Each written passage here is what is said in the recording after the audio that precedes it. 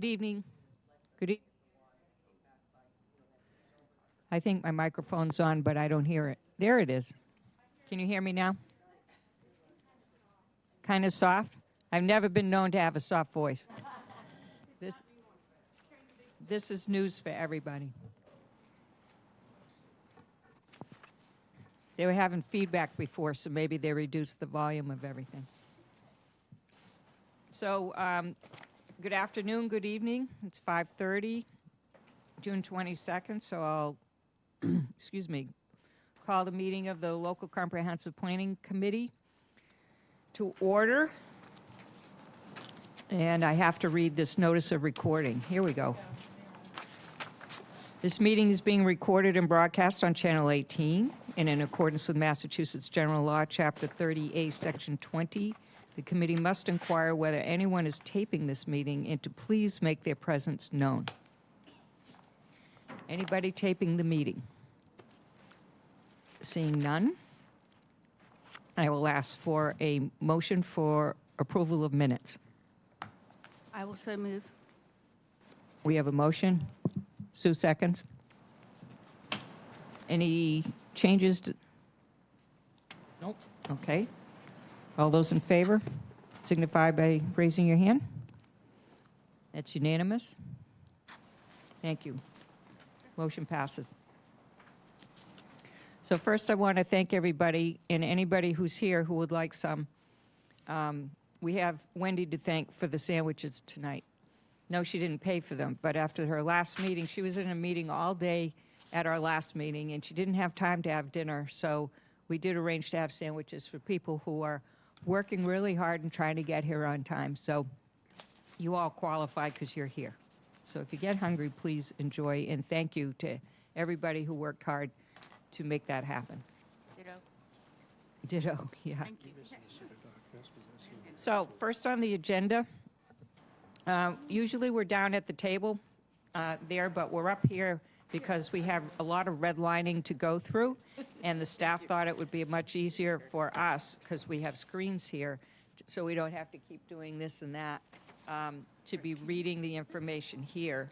So it's not that we're trying to get further away from you up on a dais to look more official. It's really just for efficiency's sake. And we're going to go through these items. We're going to go through the review of the red line of existing conditions report as recommended by the subcommittee. We're eventually going to get to the comments received for the draft vision statement that we already worked through. We're going to try to finalize both of those two documents, and then we're going to talk about the Phase 2 overview. And I'm going to let the public know that we're going to let public comment happen after the committee's gone through each one of those documents, so you don't have to sit here to the very end to make your comments, okay? So you can comment first on the existing conditions, and then on the draft vision statement, and then make any other comments that you wish to make at that time. So we're going to review the red line existing conditions report as recommended by the subcommittee. Katie, you're going to lead us through that? First, before she gets going, I want to commend Kate's efforts. She reached out to numerous town departments and experts on lots of questions that we had and things, and got the information that we needed for that. So for that, I say thank you very much. She worked very hard to get that done in time. Thank you. Thank you. Good evening. Kate Maldonado, Assistant Director, Planning and Development. I'd also like to thank Felicia, Fran, and Megan, who dedicated their time with the Existing Conditions Subcommittee. So since the last full committee meeting, the subcommittee held 3 meetings to review all of the comments that were received on that the draft Existing Conditions report. And they worked through each of those comments. So in quick summary, those comments varied. Some, as Felicia has mentioned, were a bit more technical. So we did coordinate with staff to provide some language with response to technical comments. Others were grammatical, and some were more goal-oriented, which the committee discussed reviewing these comments again as we work towards Phase 2, which would be our targeted action plan. So tonight, what we'd like to do is walk through the edits of the red line. I'm going to skip the grammatical edits and focus more on the significant edits, but please stop me if there was any edits that you saw in the red line that you would like to focus on. The objective being, so we have the working Word document up before you. Jim's going to help go to each of the pages with those edits. So if there's any further edits that the full committee would like to make, please present them tonight. And so that ultimately, as Felicia has mentioned, the final objective being that we can make a motion on this existing conditions report to be completed, approved as amended with the red lines before you.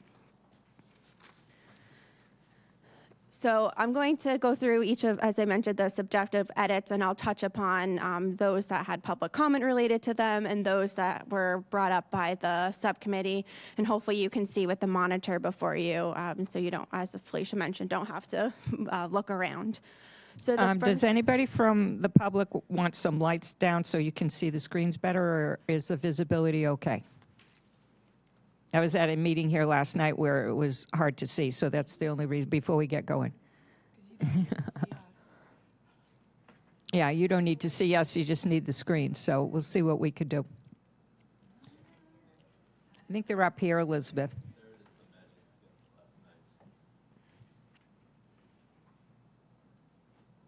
I think they use that one too. Is that better? Yeah, Yeah, I think it's. keep going. Well, it's up to them. Can you see that? All right, keep going, Kate.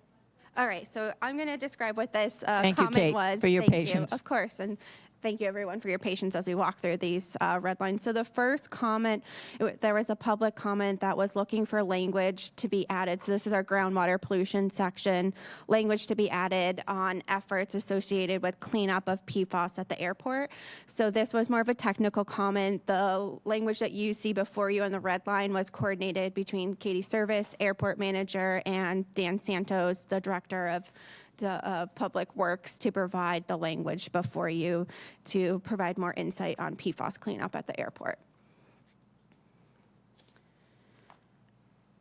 And stop me if you have any comments. Otherwise, in an interest of time, I'll just keep combing through these edits. The second edit also on this page, there was a public comment. So this is talking about our saltwater, the benefits of our saltwater marshes, and they wanted to mention also carbon sequestration earlier in the report. It's further elaborated later on, but they felt it was so important that they wanted it to be mentioned earlier at the beginning of this report. The next comment is on page 13. There was language that, so one of the things we talked about with the subcommittee is this existing conditions report should be factual. So it shouldn't be subjective. It should be a snapshot of where Barnstable stands today. And so some of the language in here, particularly in this marinas and harbors section, was more broadly talking about sustainability of marinas broadly, as opposed to specifically here in Barnstable, which the existing conditions report, the subcommittee felt should focus on a snapshot of Barnstable. And so it was suggested to remove this paragraph that more broadly speak to sustainability of marinas and keep the language to relating to marinas in Barnstable.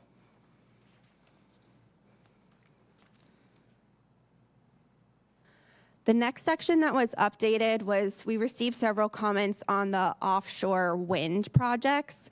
So we made two edits here. One of the edits, the language had previously defined that, do you mind scrolling up just a little bit? Thank you, Jim. That ultimately with recent leasing areas that it meant for the interconnection of these projects in Barnstable, and so there was an amendment to say that it may result in making landfall in Barnstable instead of definitely saying that it meant landfall in Barnstable. So that was the first edit. And then in collaborating with the subcommittee, we talked about incorporating new language to talk about those three different projects for offshore wind, stating where they are right now as far as location that they're proposed to be land, connect to and land and their current status, because some of the prior language got a little bit too far into the weeds, and we wanted to make sure that it was a snapshot of where those 3 projects stand right now. Let me know if I'm going too fast, or if anyone has any comments, please feel free to interject.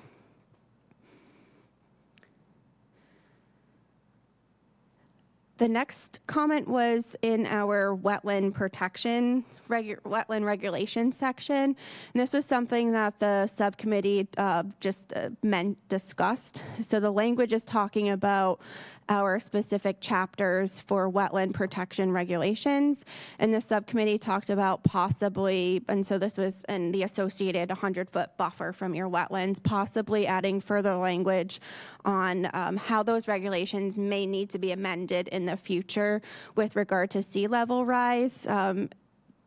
Up for discussion with the full committee. That does sort of feel like a future condition and not something as related to the existing conditions report, and certainly something that we can consider how the wetland protection regulations may need to be amended when we think about some goals for phase 2, if that seems appropriate to the full committee. Okay. Yeah. The next comment was with regard to open space. This was a comment from Barnstable Land Trust, and simply looking for some more elaboration on the benefits associated with open space. So adding how open space is also associated with quality of life and social well-being. And so that language as recommended by the subcommittee.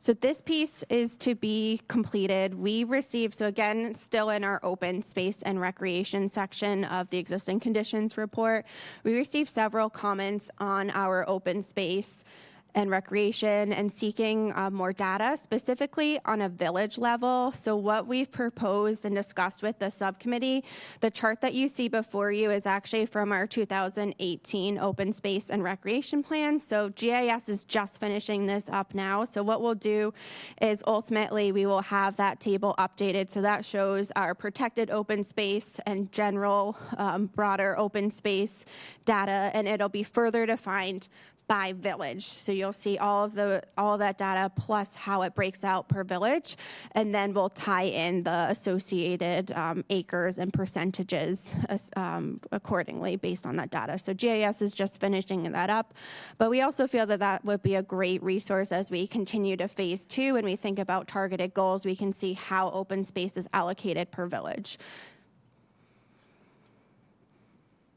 Everybody following okay right now? Good. Thank you.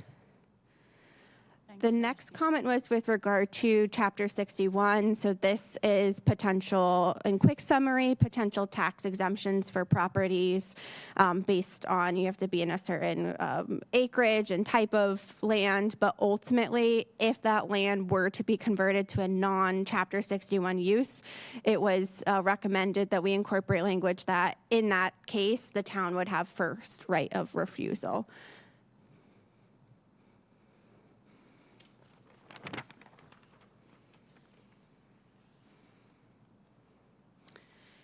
Page 47, the next page, thank you, Jim, and sorry, everyone, for the scrolling. This page had several comments. I'm just going to start on the first comment. So this is our land use and development section. And the first comment was related to there's language as the existing conditions report was drafted that talked about consistency with the Cape Cod Commission's regional policy plan.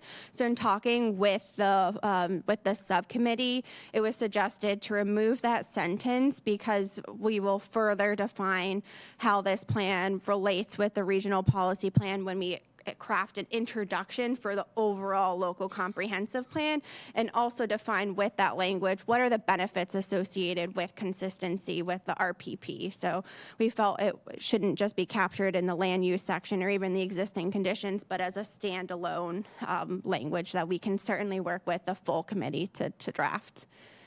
The second comment in here There was a comment about the use of the word extreme with regard to retreating development. It says only in extreme cases, and the public comment was saying that it shouldn't just be in extreme cases, and so the subcommittee recommended replacing extreme with in some cases.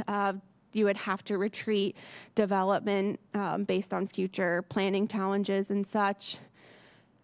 In that conversation, the subcommittee started to talk about other data and current projects, one of them being the Cape Cod Commission's low-lying roads effort, which was a study on road vulnerability based on sea level rise and other such conditions. So we crafted up some language, but in taking a step back and looking at this report as a whole, there's actually a section on page 75 specifically for low-lying roads. So we've suggested taking the language that we worked on with the subcommittee, and we'll look at that when we get to later on when we get to page 75. So I'll elaborate on that.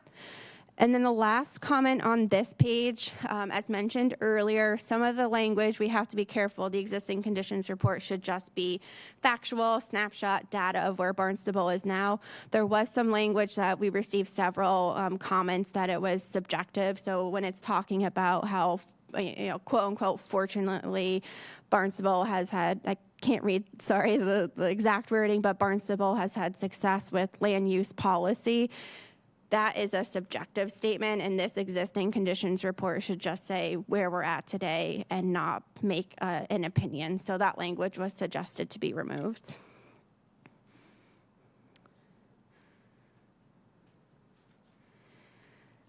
The next section was with regard to transportation. We received a public comment that duly noted and concurred that when we're talking about transportation, the ferries should be added. So the ferries have been added, and then the subcommittee made some minor edits. For whatever reason, this section had talked about our transfer stations, which obviously don't apply to transportation.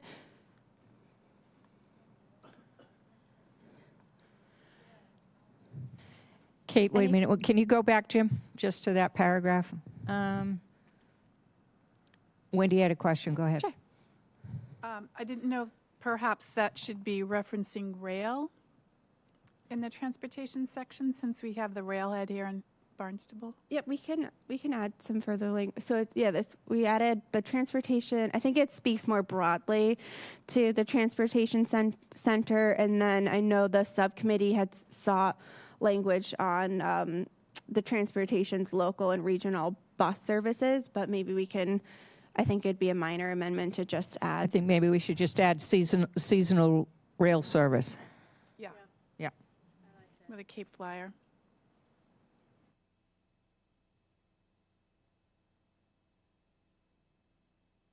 Okay.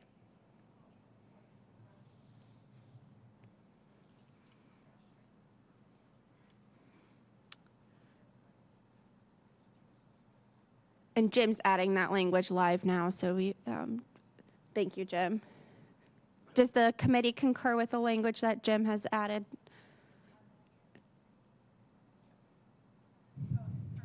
Perfect, okay. Thank you.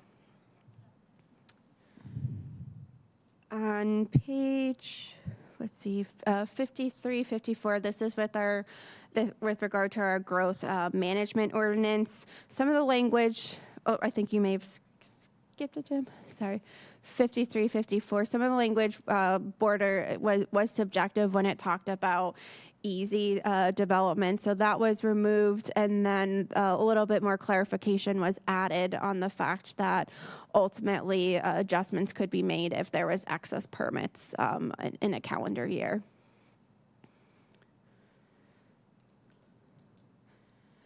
The next edit was a recommendation of the subcommittee. So the edit being to replace the multifamily unit permit data that was captured in the existing conditions report. So I think that data probably represented back in January and February when we were working with Barrett Planning Group, but to replace it with our most current data for June 2023. So that shows you units that are in permitting, permitted, under construction, and final construction for all the multifamily dwellings, and it's captured from 2017 on. So just making sure that this has the latest and greatest data. Kate, so the latest and greatest data will be June of this year.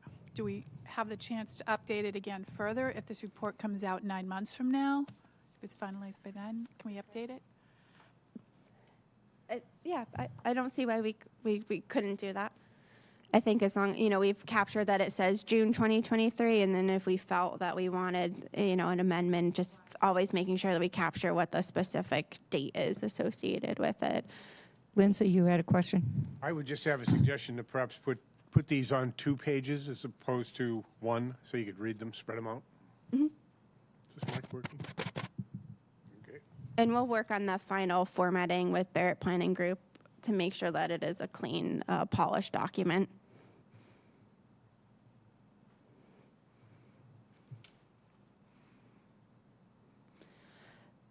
The next comment was on pages 63 through 66, and this was with regard to the water supply language. So this was more of a technical question, so we did reach out to Hans Kaiser, who's the water supply division supervisor. So he combed through all of the language in this section and made suggested edits, which we presented to the subcommittee for their further review, and is what is recommended tonight.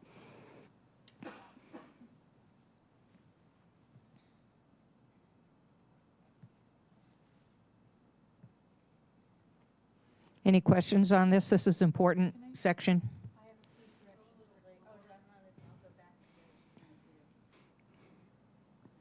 Did somebody have a question? Sue had said something. Susan? Sue Rohrbach, did you have a question? No, I just wanted to go a little slower. Oh. She wants Jim to leave it alone. Okay. She said it in a nicer way. So does this include villages like West Barnstable that don't have water systems but have wells? Yeah. Yeah, I'd have to, let me look at it more closely. We went through, there is a place in here where we did have a discussion about that. Okay. And it says who has, exactly, is unique. Thank you, Jim. Thank you. They use private wells, blah, blah, blah, rather than village voters in each fire district, da-da-da. So it does, yeah. Yeah, so the language that exempted. Hans added was a bit more technical, just elaborating on the language that you had seen before in the existing conditions report draft. Everybody good here? Okay, thank you. The next comment was also a technical comment with regard to, it was Barnstable Harbor and Rushy Marsh with the total maximum daily load associated with those 2 areas. And so there was a comment on how those 2 areas do not require a TMDL. And so I corresponded maybe a little bit further up, Jim, sorry, this is on page 67. Oh, further down, sorry. So I corresponded with DPW to add further elaboration as to why those 2 areas do not have a TMDL, and this language comes from DPW with regard to the MEPs associated with those.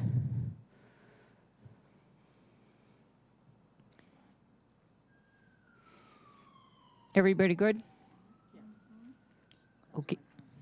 The next comment was within our stormwater management language.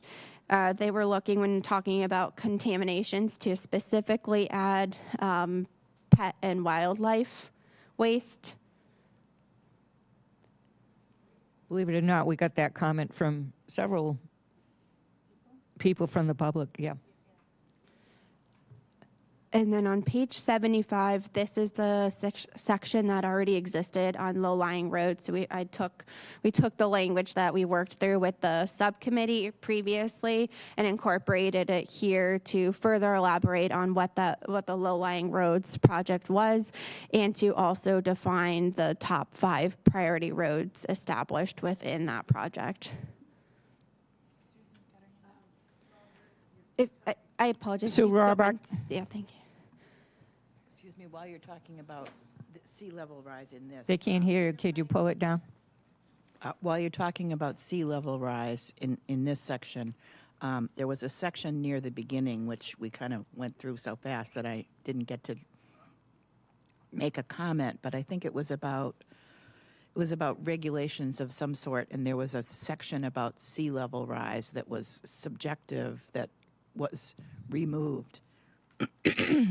And I thought that it might be prudent, since we talk about it later, that we add to that section something to the effect of, as yet the town has not, or, the town has not addressed sea level rise through regulations or whatever. Do you know what page you're talking about? No. If I had the, it was near the beginning. No, I don't think so.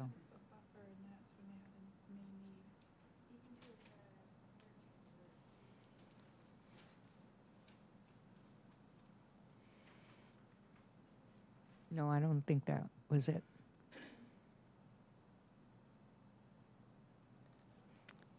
Trying to think if it was. It was before that, I think. Oh, it's a long time ago. Where it said required and they changed it to may need. I think that's, Maybe it was 47, Jim. We're back to 10. Oh, okay. Sorry. Yeah, start from the beginning. I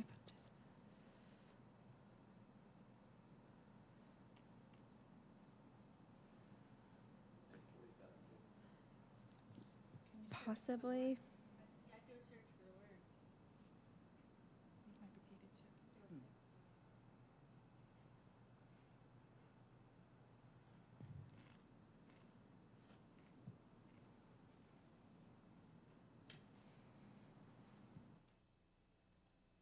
Go back, go back, go back.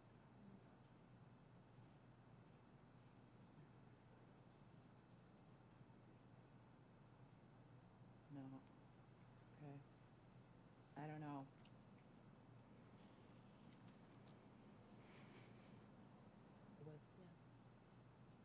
Did we go by it? Can you do an edit and find Word?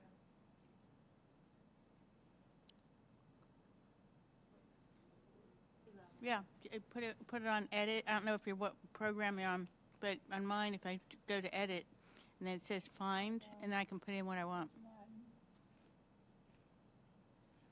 Yeah, it was before this. It was before it was mentioned in the text. There, Got it? yeah. So this is with regard to the Cape Cod Commission's low-lying road project, and we incorporated, so that's talking about the review of the roads for vulnerability, sea level rise being one of those factors, and we've incorporated this language on page 75, where we had the low-lying I road think it was section. before that, Oh, okay. but I can look, I'll try to look on the screen and see if I can find it.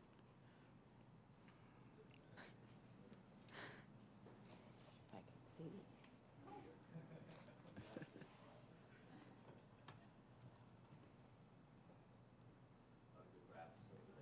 Can I? Seventh inning stretch. Yeah, I give no. Why don't we come back to that, and why don't we go through, and we'll come back. Yeah, I can speak to those sections, but it'd probably be best to have the language before you.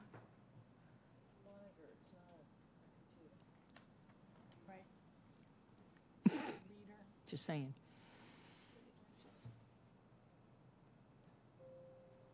So the current conditions of our IT system is Phase 2 goal.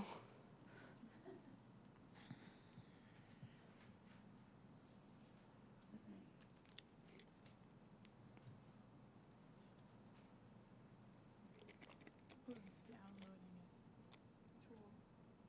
No, it's not. Download the document. So we're on page 76, unless we want to look further for. If we were on page 53 before, we still want to cover 54 to 76. No, we were on 76 Yeah, we before. already got to 76. Oh, okay. I thought I marked 54. Oh, no, you're right. You're right. Never mind. It's okay. You're right. No, I'm looking at the wrong notation here. So the next comment was with regard to basically traffic congestion, and we looked at this language with the subcommittee. As written, I believe the language was saying that there is not, Route 28 does not experience two daily roads, meaning that it has a consistent level of travel peak. The subcommittee went, back and forth on this language, but ultimately concluded that removing that language would be a recommendation, because the subsequent sentence where it talks about intense travel intense travel densities in Barnstable, and it defines Route 6. The subcommittee added Route 149 and Route 28 year-round. So rather than saying that there's not a peak or that there is a morning and evening peak, just saying in general there's intense traffic on those routes year-round.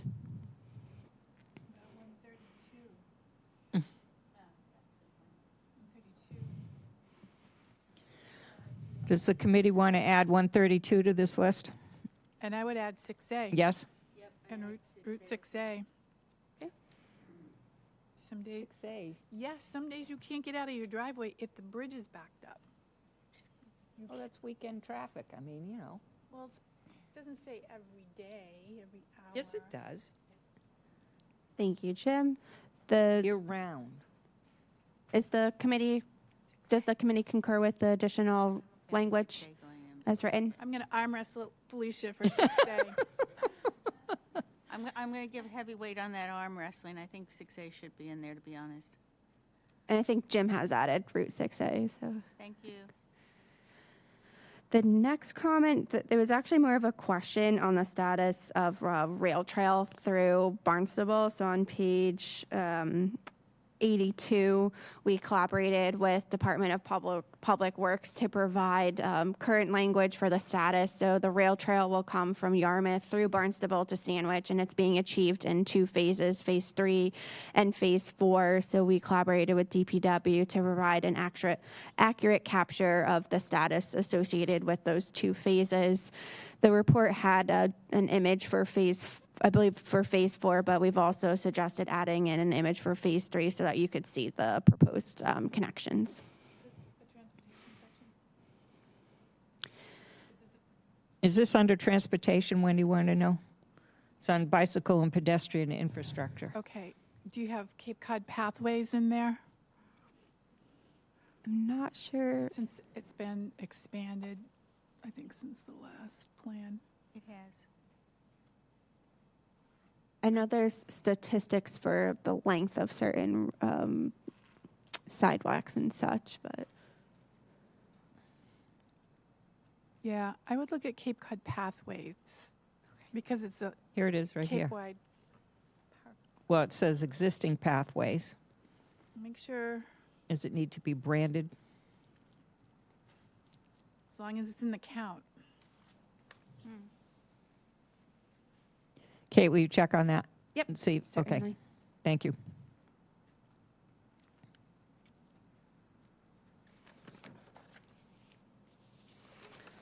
The next comment was for page 88, and this is language discussing our village libraries. And there was a comment wanting language to be added about how they're funded from the town. So the town provides grants to capture a portion of the library's total operating budgets. Everybody good with that? It's accurate, yeah. The next question for page 99 was associated, there's language that talks about the number of archaeological sites in Barnstable. The data that was defined in the existing conditions report before you in March came from our 2010 local comprehensive plan. So there was a comment to obtain more current recent data. So I did reach out to the Massachusetts Historical Commission, MHC, and they provided us with current statistics for the number of archaeological sites. Any questions? Could you Sue? back up to the public safety section? Could you back up to the public yeah. safety section? Of course, Jim's working on that.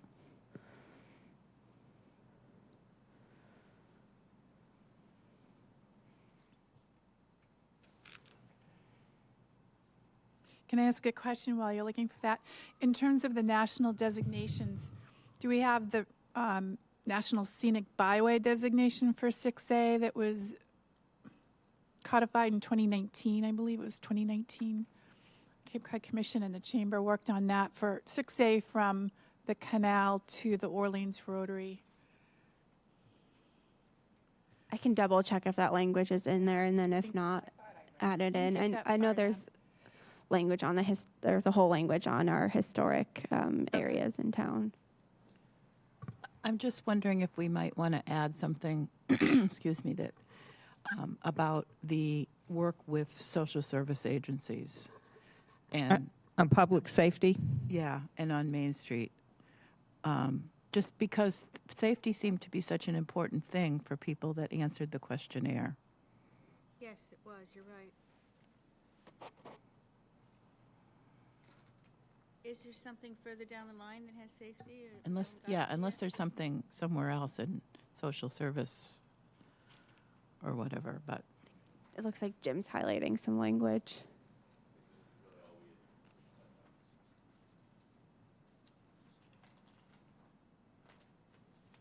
Oh, okay, all right.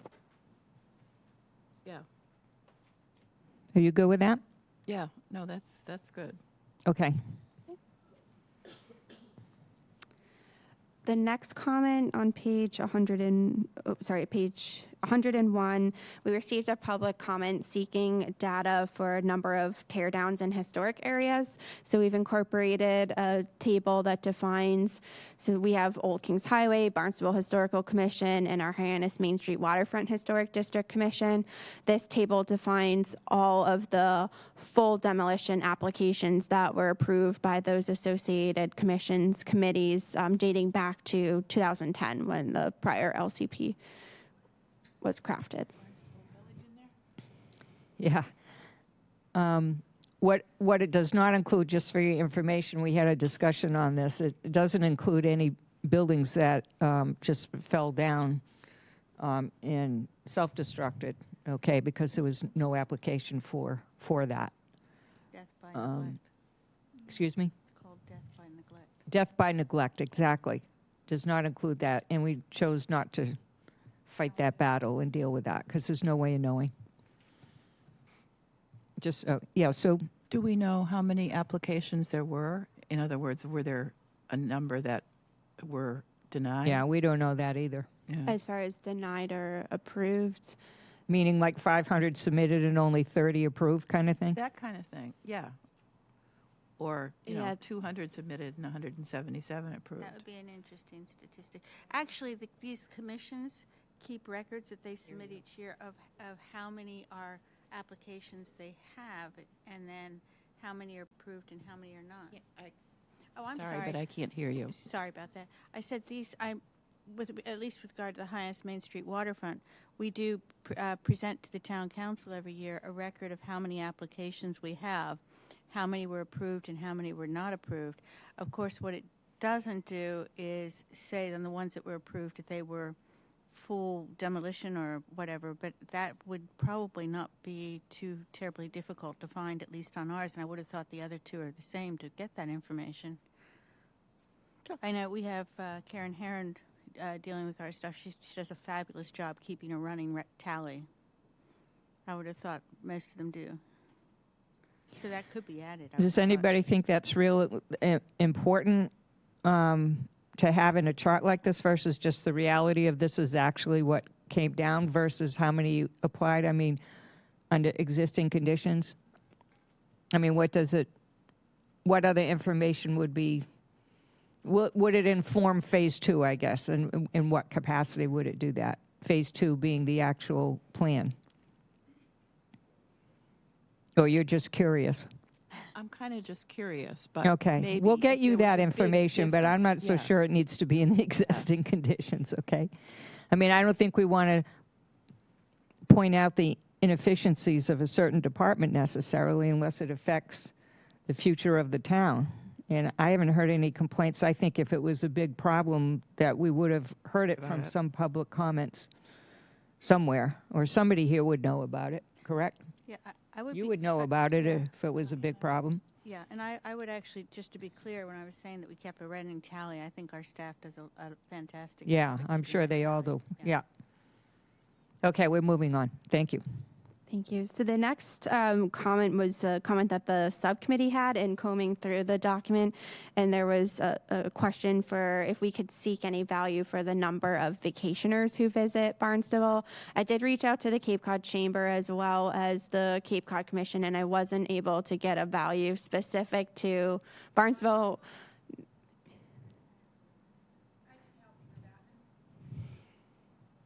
I can help you with that, and the state would have some data as well.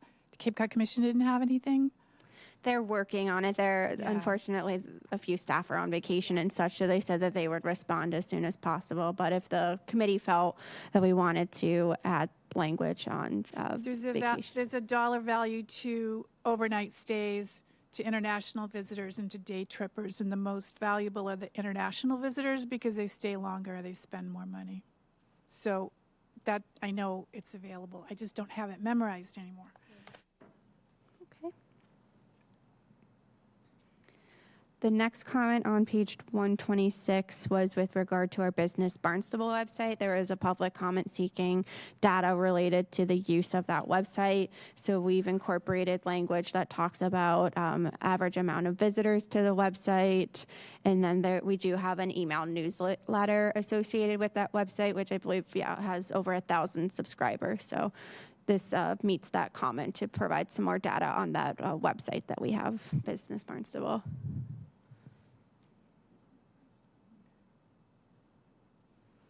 Any comments on that? We're good? Okay.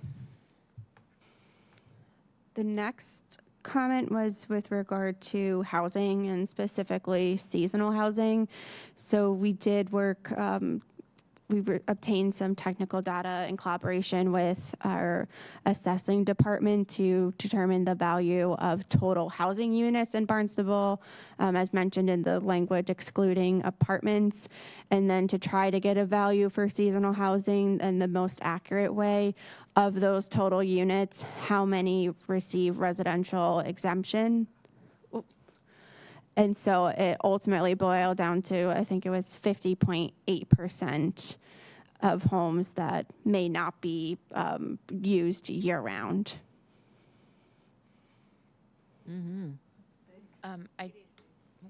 I do have a question. Sorry, going back to the Business Barnstable. Do we know if those are unique visits or if it's just visits? We don't know. Just visits. Okay. Are you able to suss out unique visits? I can ask our.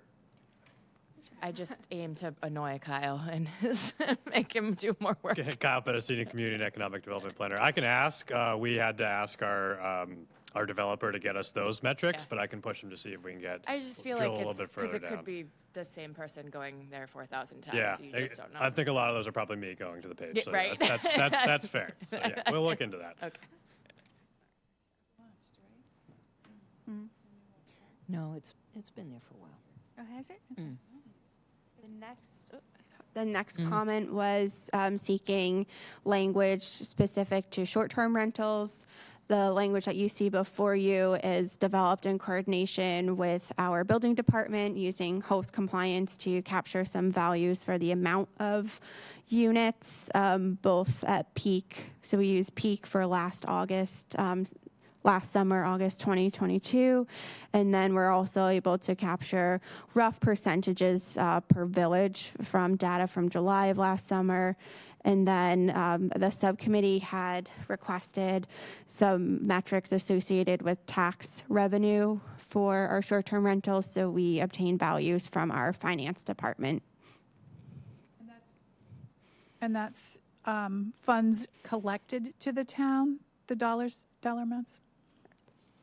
Not just the transactions. No, that's the money that went up to Beacon Hill and came back again. Yeah.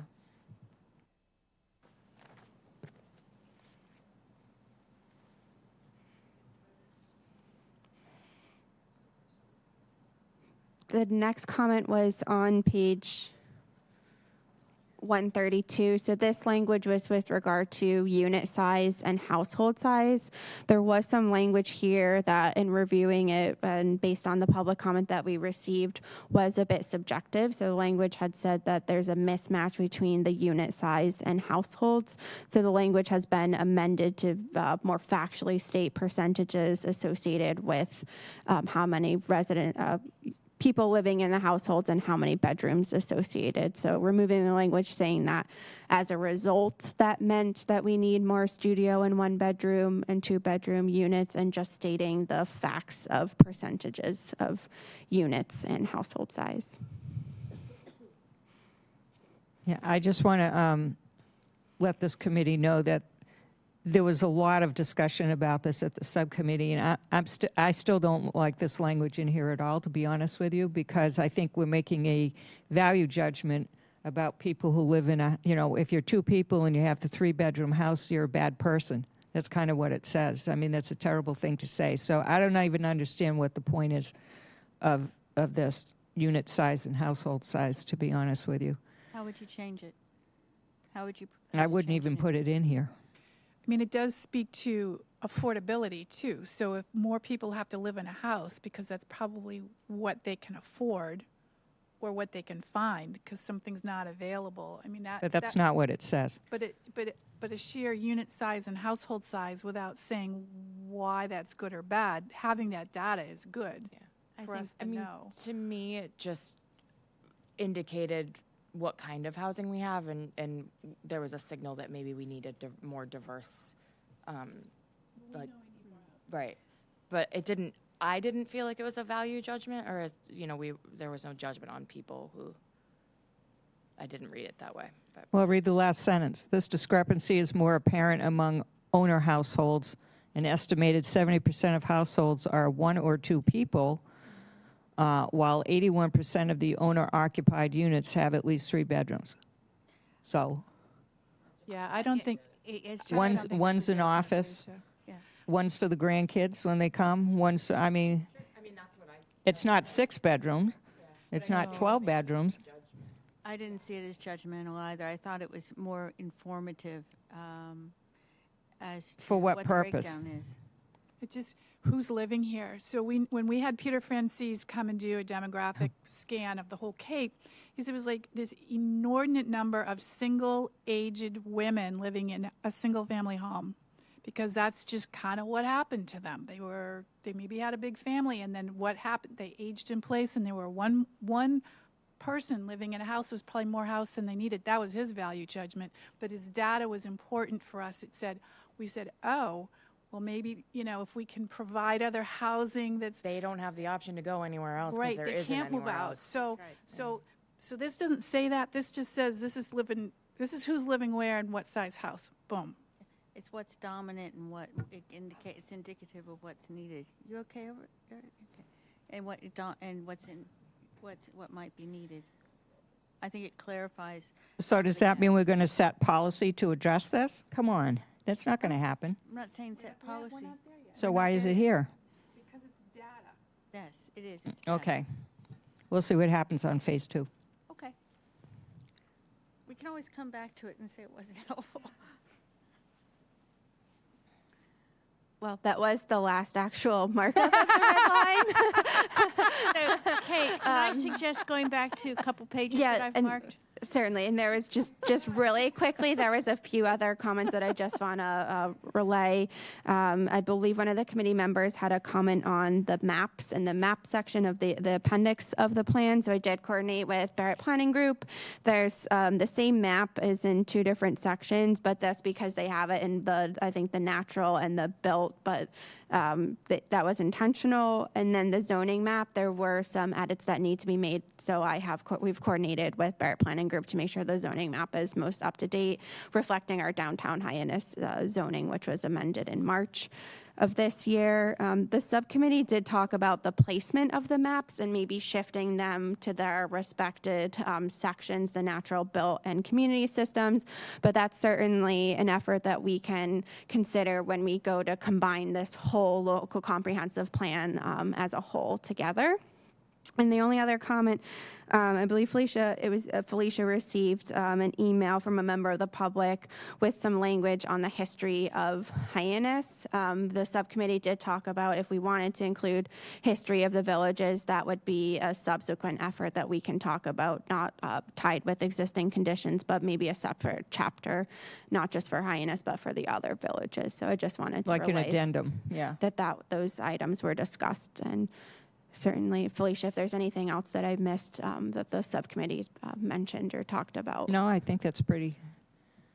What do you guys think about, while we have that discussion on the table about village histories? I mean, it was, a 5-paragraph thing, and it went back to the 1700s, 1800s kind of thing, and then got up from there, just talked about where the commerce was and what the shoreline was like and that kind of stuff. So it's just kind of a conceptual thing, so you could marvel at the changes, I guess. But no judgment. It's just this is what happened, when, where, and why. 5 paragraphs, and it's just interesting for somebody who's not from here, who happens to be reading a plan, to see one of those for each village.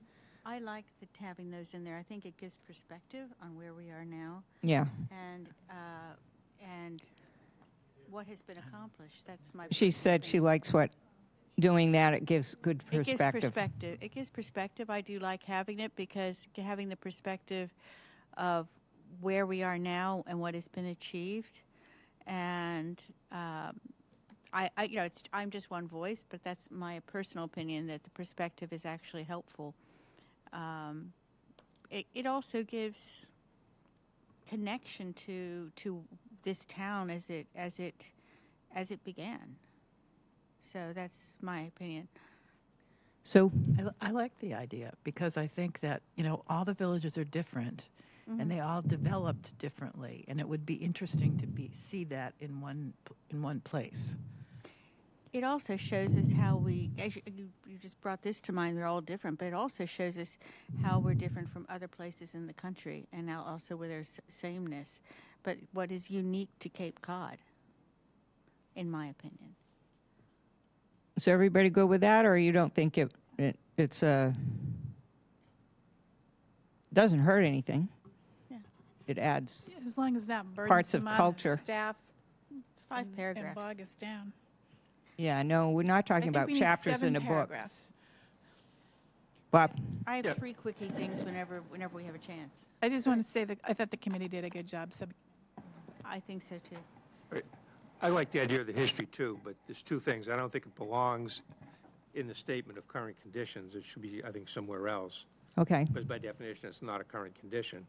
And the other thing is, if we're going to put in a statement of the history for one village, we need to put in a statement of history for all the villages. Oh, absolutely. Yeah, okay. Isn't that Yeah, why we have that's a 5? given, yeah. So it's just a question where they go, but, so it seems to be a consensus that, yes, a short is the key word, history of each village. We're not sure where it's going to go yet. That makes sense. Is that kind of, Years of colonization or since Well, whatever they want. in other words, when you think about it, though, there are not a lot of communities in the United States that can claim to go back this far and to show that. That's one of the things that is special to the area, that this area has that history. I mean, people travel all over the world. I lived in London for a long time, and the history there is enormous. And a lot of people go there and say, "Wow, it goes back so far." I think it shows the history and special part of this community. But that's my personal opinion. Avery. I'm going to be a dissenting voice here, because although I think, and I don't know how it all takes shape, but it's already a huge plan. And I loved the Hyannis story. I learned a lot, and I would love to learn that about other villages. But I think we can't determine at this point whether it's part of the bigger picture or how we utilize that kind of historic characterization of the villages in the plan. That's just what I think. You're like To me? be determined. Yeah, okay. Yeah. No decision on where they go, but to be determined. Somebody took the time to do that. I learned some stuff, too. Yeah, so, okay. Are there any comments from the public specific to existing conditions?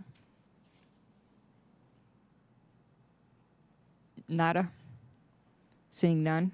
Can I go back to the few points that I wrote down while we're going, because I don't want to interrupt? Yeah, but we have to hear you. Okay, that's fine. Can we go back to page 25, please?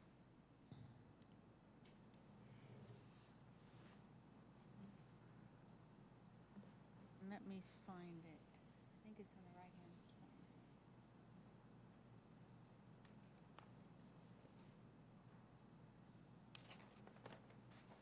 Getting seasick.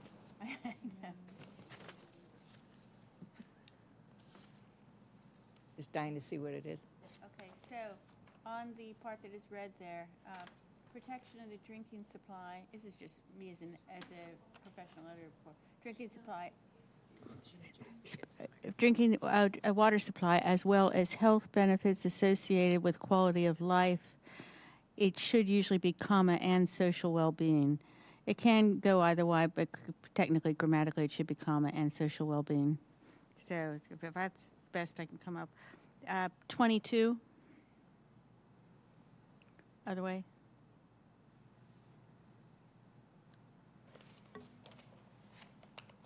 Is that 22? Line 5. 1, 2, 3. Is that 22, Jim? It is. Oh, okay. So 22, line 5. Can we go up towards the top so I can get to line 5?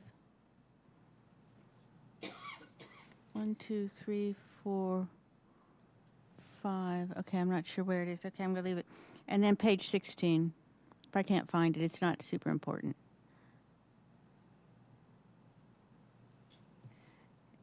16, it's line 1.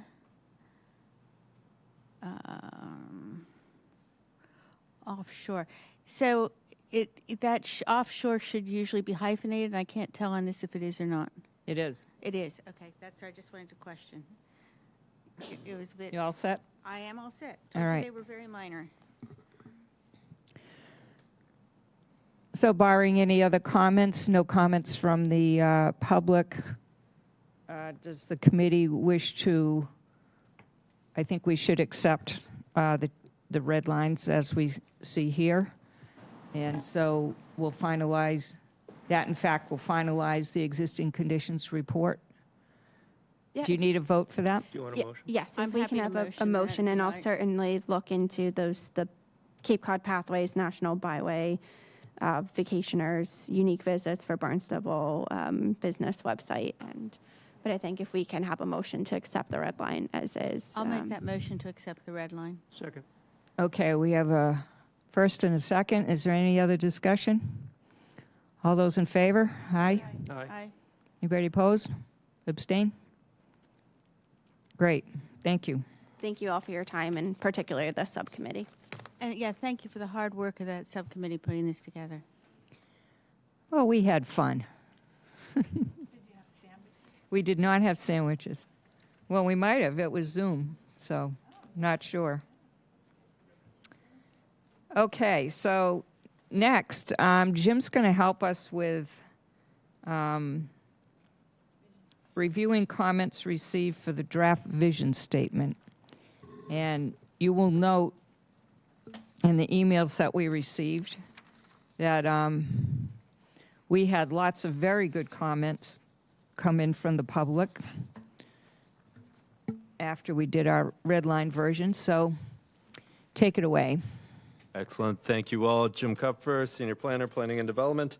So as the chair had mentioned, we did receive a number of really good comments. Just as a kind of backtrack to understand how we got to this point, it's been a year. We've been going through this process since last June. And through that process, we've done a tremendous amount of outreach to gauge the public's thoughts and considerations on how to craft this vision. As you may recall, you guys have all sat through lengthy workshops in order to pull those comments together, and ultimately what you came up with was this one-pager that is on the screen there. From that one-pager, we posted it online for public comment, and now we're here tonight to review that public comment and maybe take in any and all of those comments into consideration in order to finalize this vision here to move forward into phase 2. In your package, you have really 3 key documents. One is that draft vision statement. 2 is the spreadsheet that puts together the 5 comments received, as well as one late edition, one-pager late edition that I think is very important to discuss this evening. I will say we have a lot of talented, smart individuals in this community because there's a lot of well-founded comments here. And I just want to go through these 5 comments quickly and pull out some overarching themes that I pulled out, and then certainly happy to hear from the committee as well. Number 1, just thanking us, so just want to say thank you to that one.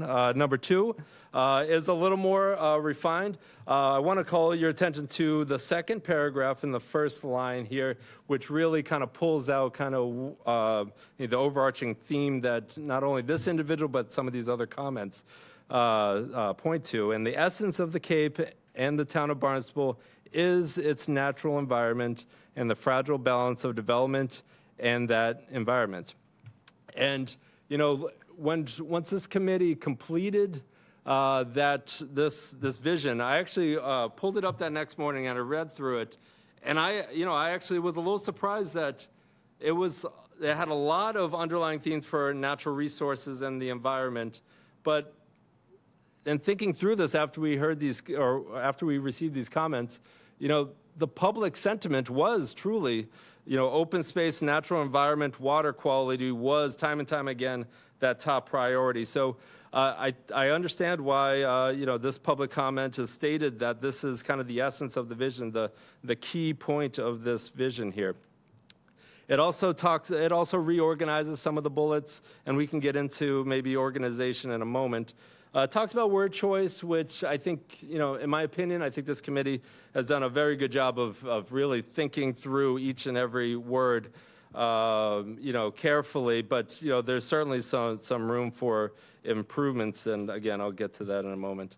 And we can return to this if anybody in the committee has any other consideration for this specific comment. But I did want to touch on number 3 here, which again talks about priorities. And I think this committee was careful in drafting this, that it's not a 1, 2, 3, 4, but it was bullets, because it was kind of holistic vision and not priority ranked.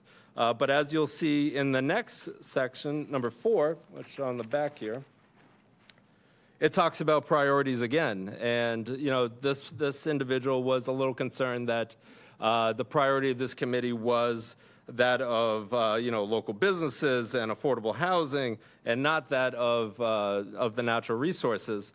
And so, that's a theme that I've pulled out here, that they talk about. The public has pulled out that these are the priorities. And while the committee at the last meeting said that, well, no, we're not going to prioritize, I think the public has stated here that, well, as you read it, this is how it's read. It's from top to bottom.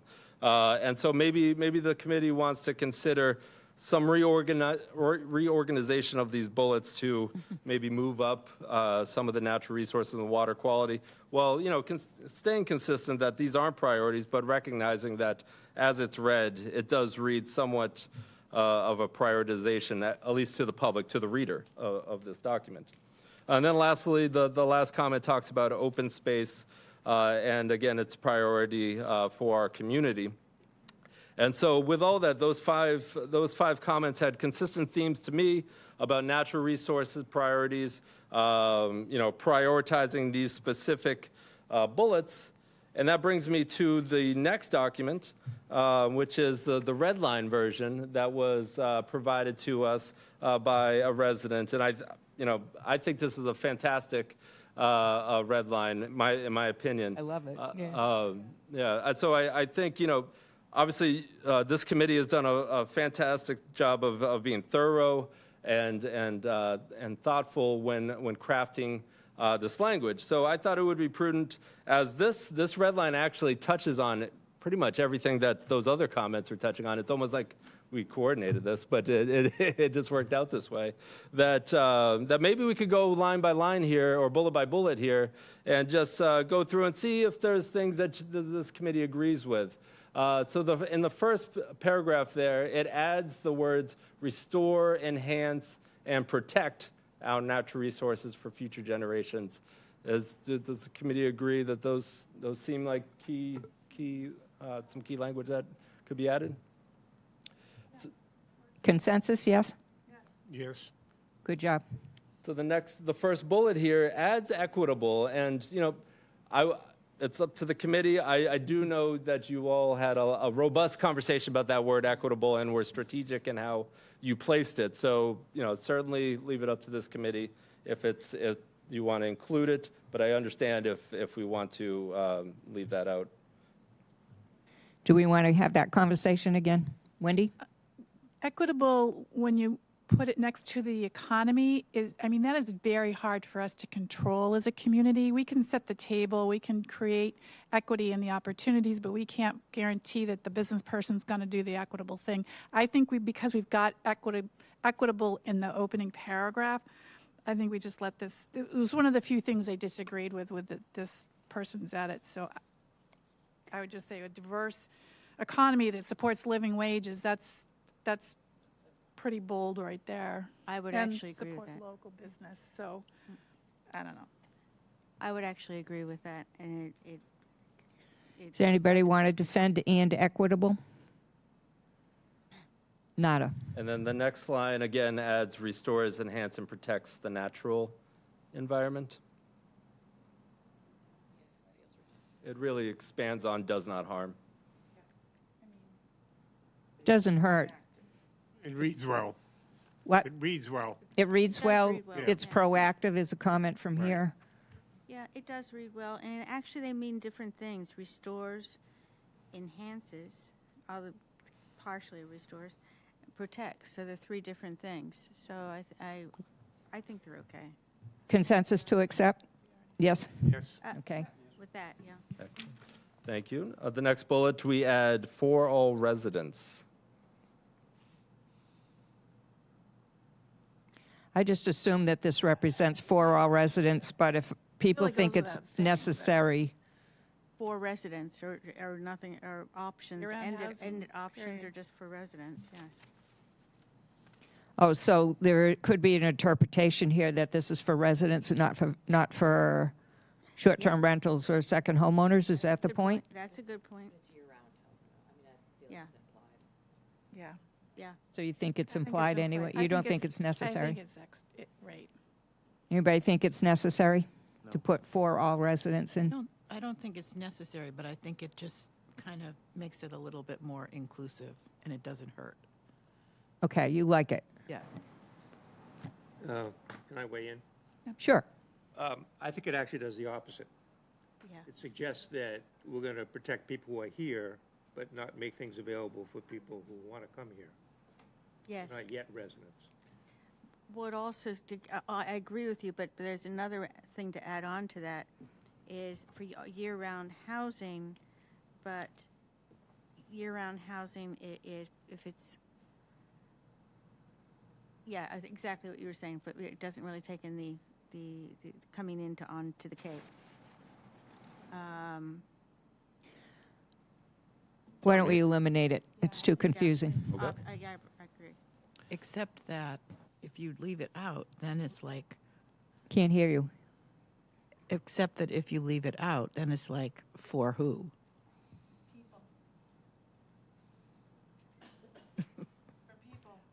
For anybody. Well, once you live in the house, you're a resident. Right. Once you're here, you're a resident. So- Exactly. So, But if it says commit to providing affordable and attainable year-round housing options, but that would be for anyone, residents, non-residents, visitors, whatever else. year-round housing is, you can have housing. Could I recommend maybe just for all, as opposed to for all residents? Yeah, think no, that's a good not for, idea. I don't think if I could weigh in, I don't think it's necessary. yeah, it's not There are necessary. definitely certain groups that need it more than others, whether that be seniors or low income or working families. So by eliminating it, you just assume that those people are the ones we are talking about. Thank you. Going back to what I was saying earlier, where it comes, I think, in the real world, following up what Mark said, is one of our children graduates from college, gets a job at Barnstable High School as a teacher. They don't live here because they're living wherever they are. They also can't live here because they won't make enough money to live here. And they're not a resident. They want to become a resident. So when we say for all residents, we're excluding the people who we want to hire for those jobs. They can't afford to live on Cape Cod. And it's not only teachers, obviously, that was just my example.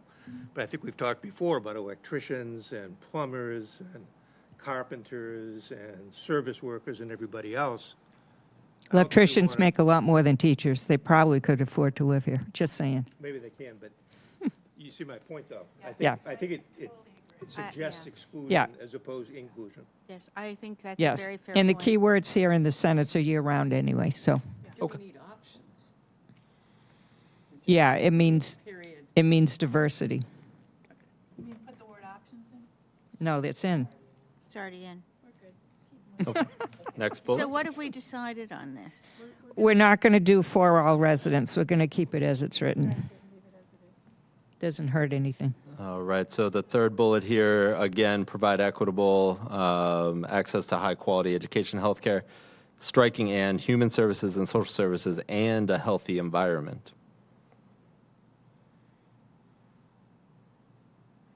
Comments? Is that word again? Yeah, I think we've already put our stake in the ground about equitable. I don't mind, and now we're just getting wordy. So at a healthy environment, that's fine. I think we just. So delete equitable? Yeah, we've already said it. It's all right. It's in the intro. Okay, so take out equitable, is that what you're saying? Mm-hmm. I'm okay with that. Do you want to leave in and a health, how do you provide a healthy environment? Again, I wouldn't so- even mind adding public. I mean, Public here where? we're talking about public education is really what we're trying to strengthen at this point. I mean, there's plenty of private options that do just fine. Good I'm idea. going to say public education. like that. That's good. To high-quality public education. Provide access to high-quality public education, healthcare, human and social services, and a healthy environment. Sounds good. Works well.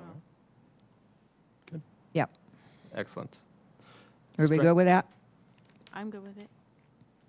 Next one, strengthen community connections and communication town-wide and seek opportunities for collaboration with neighboring towns. And I do want to point back to another comment that was brought forward that recommended maybe adding Barnstable's relationship to the rest of the Cape. So that seems like a timely addition if the committee agreed.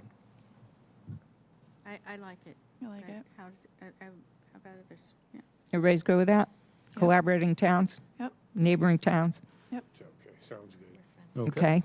Moving down to bullet 7, protect, restore, and enhance priority natural habitats, salt and freshwater resources, and open space. And so that rewords where the salt and fresh Yep, remain. Perfect. looks good to me. It's good. Good?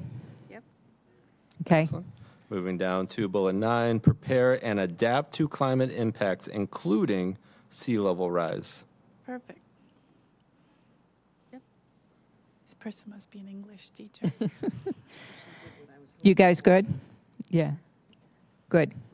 Next one, reduce our environmental footprint by investing in low carbon energy, reducing greenhouse gas emissions, and better managing our waste. Sounds good. Yep. Objections, anybody? Okay.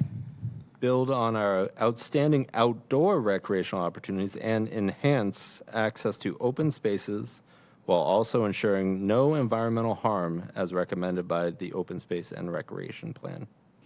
I had a quick question because don't we have indoor recreation too? Should we not say both? I mean, the Hyannis Youth and Community Center, and Well, I think this relates to the last bit of the sentence saying recommended by the Open Space and Recreation Plan, which mostly talks about land use. It Right. does talk about recreational Does it talk options. about Yes. indoor? Yes. Yeah, It does? It does. What about Okay. build not only our indoor recreation opportunities, but also our outstanding Too wordy. outdoor opportunities? What covers both of them? Just leave it I as just think you recreational. take outdoor out and leave recreational that works. opportunities, That like we works. had it. Yeah, just eliminate outdoor Yeah, that's good. and keep the other changes in. Yeah, Yeah. that works. Is that good? Yeah, okay. All right, next one, striking preserve and start with enhance and celebrate the unique historic character and sense of place of the town and each of its 7 villages. See, this is where I would keep the word preserve. I would too. Preserve, enhance, and celebrate. Because it speaks Very to the specific. historical. Very To, specific, yeah. Preserve, and so you preserve what you have, you enhance for future, and you celebrate everything that's great about it. I personally think you leave preserve in. How do others feel? You like preserve? Yep. Jennifer's nodding. And you want to keep and celebrate? Or you just like it the way it was?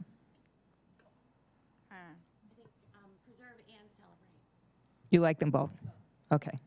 And leave enhance in as well. Yes. Okay. She likes the whole, Okay. yeah. So we're putting preserve back. So in. we're keeping preserve, And we're adding. we're and adding and celebrate, and everything else remains. All right, next one, incentivize redevelopment over new development and steer development towards locations where adequate infrastructure exists and away from environmental sensitive areas townwide and adjacent lands. Yeah, I don't understand the and adjacent lands. Well, I take difference with the exists because I think we need infrastructure in some key places still. We have waste, we have waters that have to be cleaned up. And it's not all going to facilitate overbuilding. I mean, I think what we need to do is just keep the word out, take the word out exists, and just put the word with back in. So steer development toward locations with adequate infrastructure, because we may have to build some to do that, or the developer has to build some. And if you want to say adjacent lands, that's fine, but I think that's a little So you're vague. you're getting rid of and away from environmentally sensitive areas? No, Oh. just take the word exist out. Oh, eliminate exists. Yeah, I don't understand any of the edits for this. Because I we don't might think want they people to add build more value. infrastructure. We might need Yeah. more broadband. We might need more. So could you actually More read drinking what you're water. proposing? So it should say incentivize, I believe it should say, incentivize redevelopment over new development and steer development toward locations with, take where out, with adequate infrastructure and away from environmentally sensitive areas town-wide. And leave out an adjacent Period. lands. Yeah, I because agree. adjacent I lands is a agree. little, Could I add a thought just on this particular one? I think we should maybe focus a little more on, I don't understand the redevelopment over new development. I think it might be more, my thought is maybe saying something more like incentivize investment in both redevelopment and new development and steer development towards locations where adequate infrastructure exists.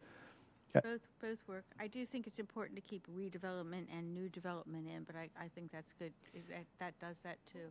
I think the point is, the town has limited resources. What are we going to incentivize? We're not banning it, but what are we going to incentivize? So can we incentivize a redevelopment in a way that will keep open space open? Versus are we going to incentivize brand new development on virgin land? That's how I read it. Well, that would be keeping it away from the environmentally sensitive areas. I think it kind of addresses it in the second part of the sentence, but I think it's important to understand that we're trying to, as a town, we want to incentivize investment in the town. Well, I think we already have incentives for new development in that we have regulatory agreements and other things built into zoning already. And there's, we have zoning, for example, in downtown Hyannis that already incentivizes some of that's going to have to be redevelopment because a lot of that's already developed. But I think there's a lot of incentives already built into a lot of our current policies. I think this just talks about more smart planning principles, which every community that has that I am aware of that has limited raw land always tries to emphasize redevelopment or reuse before new development. New development should be last resort kind of thing, unless of course you already own the property and so be it. I mean, you know, that's the way that goes. So are we saying new development is just on raw land and redevelopment is on things that already exist? Yeah. Okay. I read it. I differently? read it different. That's all. That's why. Do you I have a was asking. different? Do you have a different definition for new development? Do you That's word it it'd be good to know. No, I think new is new. I think if you take an existing building and you redevelop it, that's one thing. I think if you take an existing building and you knock it to the ground, that's new. That's redevelopment still They're in my book. I Anything that pre-existed there before, you've just made it new again is redevelopment.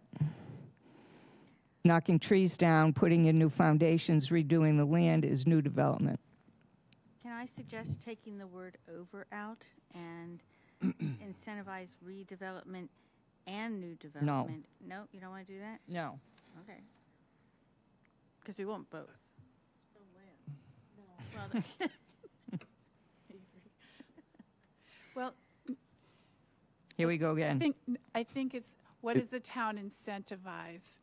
You're going to have new development, we know, is in a lot of ways easier, cheaper, so it's not as easy to redevelop, right?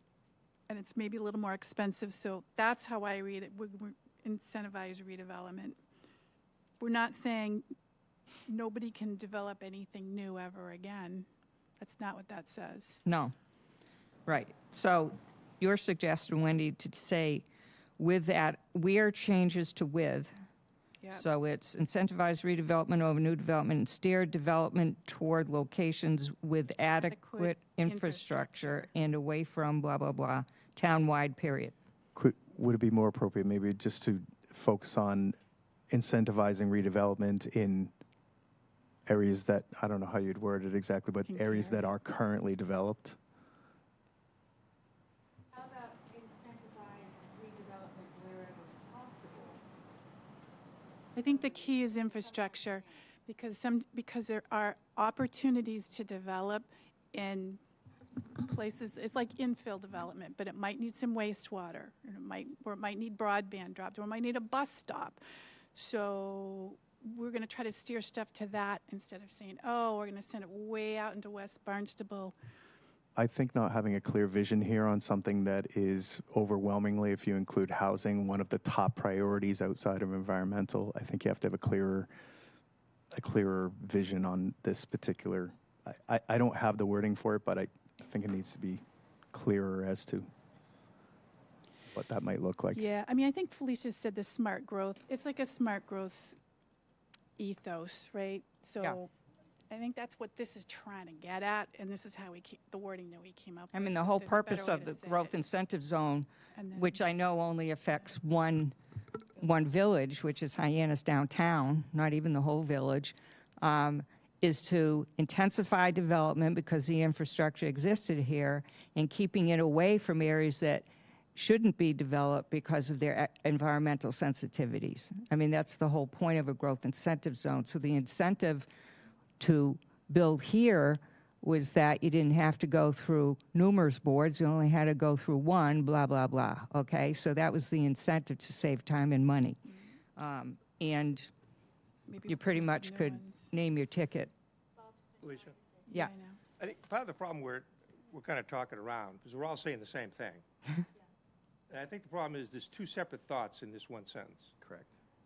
First of all, I think we all agree that we want to encourage redevelopment where we can develop, have redevelopment. And I think we also agree that we want to incentivize investment in development so long as it happens where there is appropriate infrastructure. In a lot of states, the system is set up so that if a builder wants to, say, make a subdivision of 100 houses, the builder has to put in everything. They have to put in the streets, they have to put in the plumbing, they have to put in the electrical. So if someone here wanted to make a development that was too big for redevelopment, but we wanted to have it because it's a good thing, we just want to incentivize it so that the person who's doing the development provides all the infrastructure wherever it may happen to be. I don't think we necessarily have to put it into 2 sentences. I have some edits. Sorry? I have some Go ahead. edits. Yeah? So what if we said, encourage redevelopment and incentivize development toward locations with adequate infrastructure and away from environmentally sensitive areas townwide? Would you mind repeating that? 'Cause I think I Certainly liked it a lot. closer to something, Encourage yeah. redevelopment, Is that better? encourage sure. redevelopment and incentivize development. New development or just? Incentivize development Okay. toward locations with adequate infrastructure and away from environmentally sensitive areas townwide, period. I think that's good. Sue? I would trade incentivize and encourage, and put incentivize redevelopment and encourage Okay. new development that, Okay. yeah.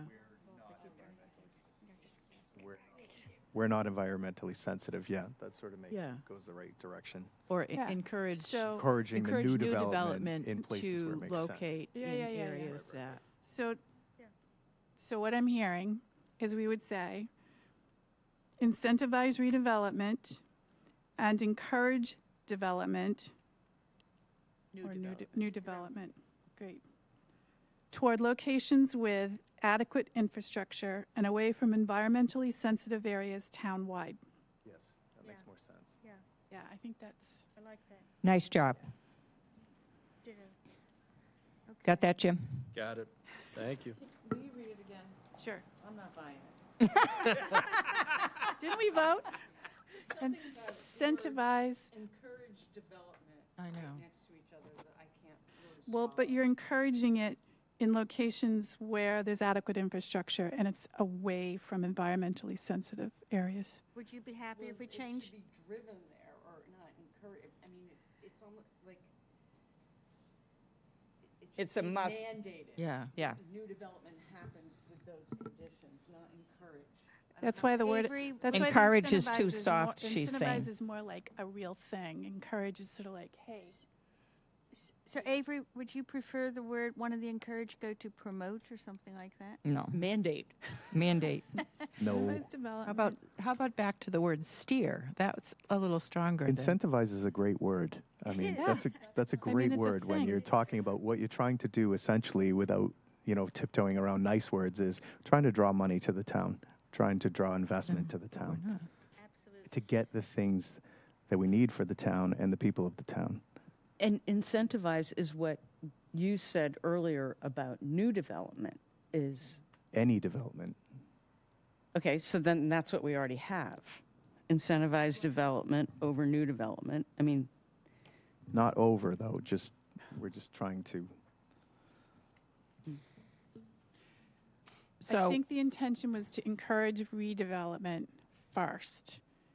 And then all new development needs to be steered towards the places that it can carry it with infrastructure and away from environmentally sensitive areas. That's how I read it. Now, we would have incentivize both of those actions. I think I prefer incentivize for the first one, simply because if we want to point to the importance first of redevelopment, Or- then incentivizing is a strong word for that. In other words, you make it worth their while to We- incentivize them to want to try that first. We could No. say encourage redevelopment in incentive zones, which essentially is what we have created. Growth incentive zone. no, but I think That's redevelopment should be phase two. anywhere, That's everywhere you phase two. can, Agree. Yeah, which on that. includes, But we're encouraging it ADUs. in places where we have specifically drawn attention, and it's not just Hyannis, there are other areas, but Right. But we don't have zones in other areas that I'm aware I of. So- think, And I I think think this we- is the vision. the nuts and bolts of how we do Yeah. that Is comes- phase 2. comes later. Okay. And that's the opportunity to say how that happens then. I think that the majority of people that have spoken feel that we should be incentivizing redevelopment. Yeah. And so the question is how to say the second part about new development. Encouraging that, incentivize the redevelopment, And encourage maybe new we could development. leave out over new development and say, I don't know. I think encourage is a good word, and the only reason I say that is because there are certain realities of laws and of federal and state mandates that say that beyond a certain size project, people get to do what they want. And so encouraging from our side is to sort of make it available to people in areas that are not environmentally sensitive, or we can offer alternatives, or whatever that looks like down the road. Are you talking You about? want to take a last stab? Are you talking about 40B? I'm going to read what you have on the Yeah. on the screen. Incentivize redevelopment and encourage new development toward locations with adequate infrastructure and away from environmentally sensitive areas townwide. I think that's perfect. What do you think? Everybody, I Yes, see I 4 like that. nodding heads. I'll nod mine. Well, it's not the Avery? Declaration of Independence, but I think it will. love it. But, you know, I like it. I'm not going to stand in the way Phase of two, progress. we'll Okay. get- we'll get to. We're close to consensus. Consensus -1. Thank Let's you. move on. Thank you, All Kate. I don't love it either. Do you have that, Jen? I got it. We can come back to it after. All right, so this one is an added bullet that was offered by a resident. All development should protect, enhance, and restore environmental conditions on site using innovative low-impact development practices, minimize land clearing and native vegetation, and require bird-friendly building design. Can I just Is say, I think bird it's that. too specific. Yeah. I think it is too. I think this could be an action, Yeah. potentially. Yeah, Move it to phase 2. yeah. All right, moving down, and the last suggested edit, build essential infrastructure that is resilient, adaptable, and sustainable, and minimizes its environmental impact. I think that was the intent of that bullet anyway, but It is redundant, but. One thing that I kind of thought of, you, Wendy, you said broadband a couple of times, and when we were looking at bullet 3, initially when we said provide access to high quality education, healthcare, human and social services, that it felt like a very kind of social services thing. But then when we add in a healthy environment, I feel like that opens up the door to also add like physical infrastructure like broadband.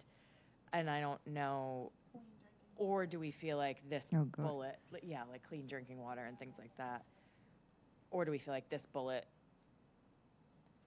that we just addressed sort of encompasses? I mean, I think it's if you go down to the third bullet from the bottom, yeah. That's it. Well, that's it is, but it isn't, because it's saying build essential, but this is providing access. So in a way, it's a little. but it's essential. Yeah, but she's right. Giving access is different from building it. Yeah. You don't want So them conflicting with one another. I mean, just making sure that the, like, take broadband, for example. I think that's more a phase 2 thing. I think when we start talking about infrastructure and investment and capital investments, et cetera, I think that'll be one of many things in a list that would be included in infrastructure, okay, versus a vision. So I totally agree with you on broadband that it's essential, but I don't know that it needs to be here. Yeah, yep. So, I would like to make a suggestion, given the fact that the people who commented, and I think we heard this through the survey as well, that the preserving environmental quality is tops for people. So I would like to suggest that we move the bullets. oh, you want to reorder? Wait a minute. Let's hold that for a Okay. minute. I don't know that did we finalize the language here? No, we did not. So we're on the Third one up. Third one up from the end. You want to accept the suggested changes or no? She wanted to move it Yes. around to another. Well, we're going to talk about prioritization in a minute. Okay. I don't care. To me, it seems redundant, but if you. Wendy thinks it's redundant. Anybody agree, or you want to leave the suggestions there? I can go either way. I actually would leave it there simply because it is such an important thing, even if it is slightly redundant. Because I think Susan made a good point. There's been, of all the comments made, I think number one, or very close to number one, was the environment, water quality, environment, and that sort of thing. So I'd probably leave it in if it is slightly redundant. It would be the only place in here that we mention infrastructure.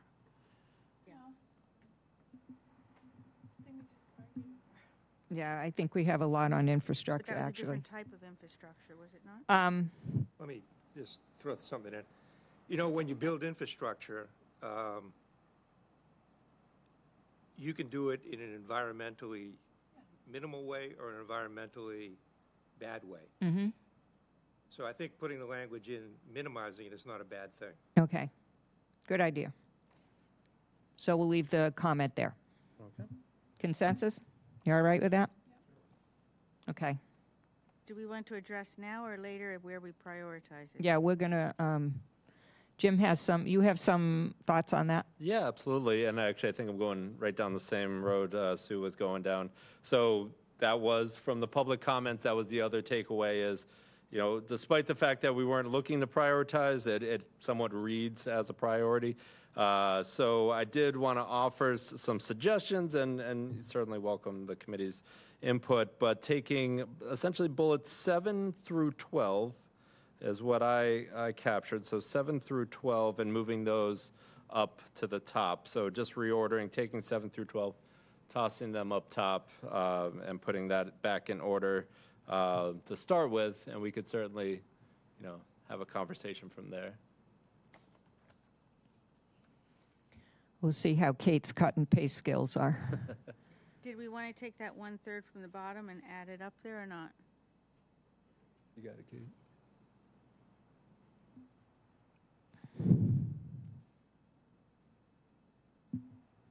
Okay, so she's got 7 through 12 at the beginning.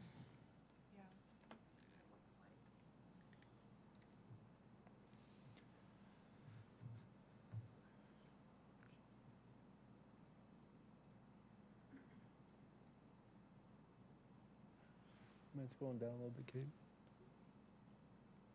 Trying to grab it all. Susan, were you not suggesting that 1/3 from the bottom go up to a higher priority or not? We're not there yet. Oh, we're not? Okay. Fair enough. Possible to just number those bullets instead of. Yeah. I think we tried to avoid numbering because we didn't, Just for now to say, instead of, just so we can Mind say. to accept all number the- well, we could change them for now, but I don't think the final document should be numbered. Yeah, we don't want to. If we could just number the first 7 so that we know those are the ones that moved up. Identify. No, I think we need to number all of them so we fine. can identify them. So you can say, number 12.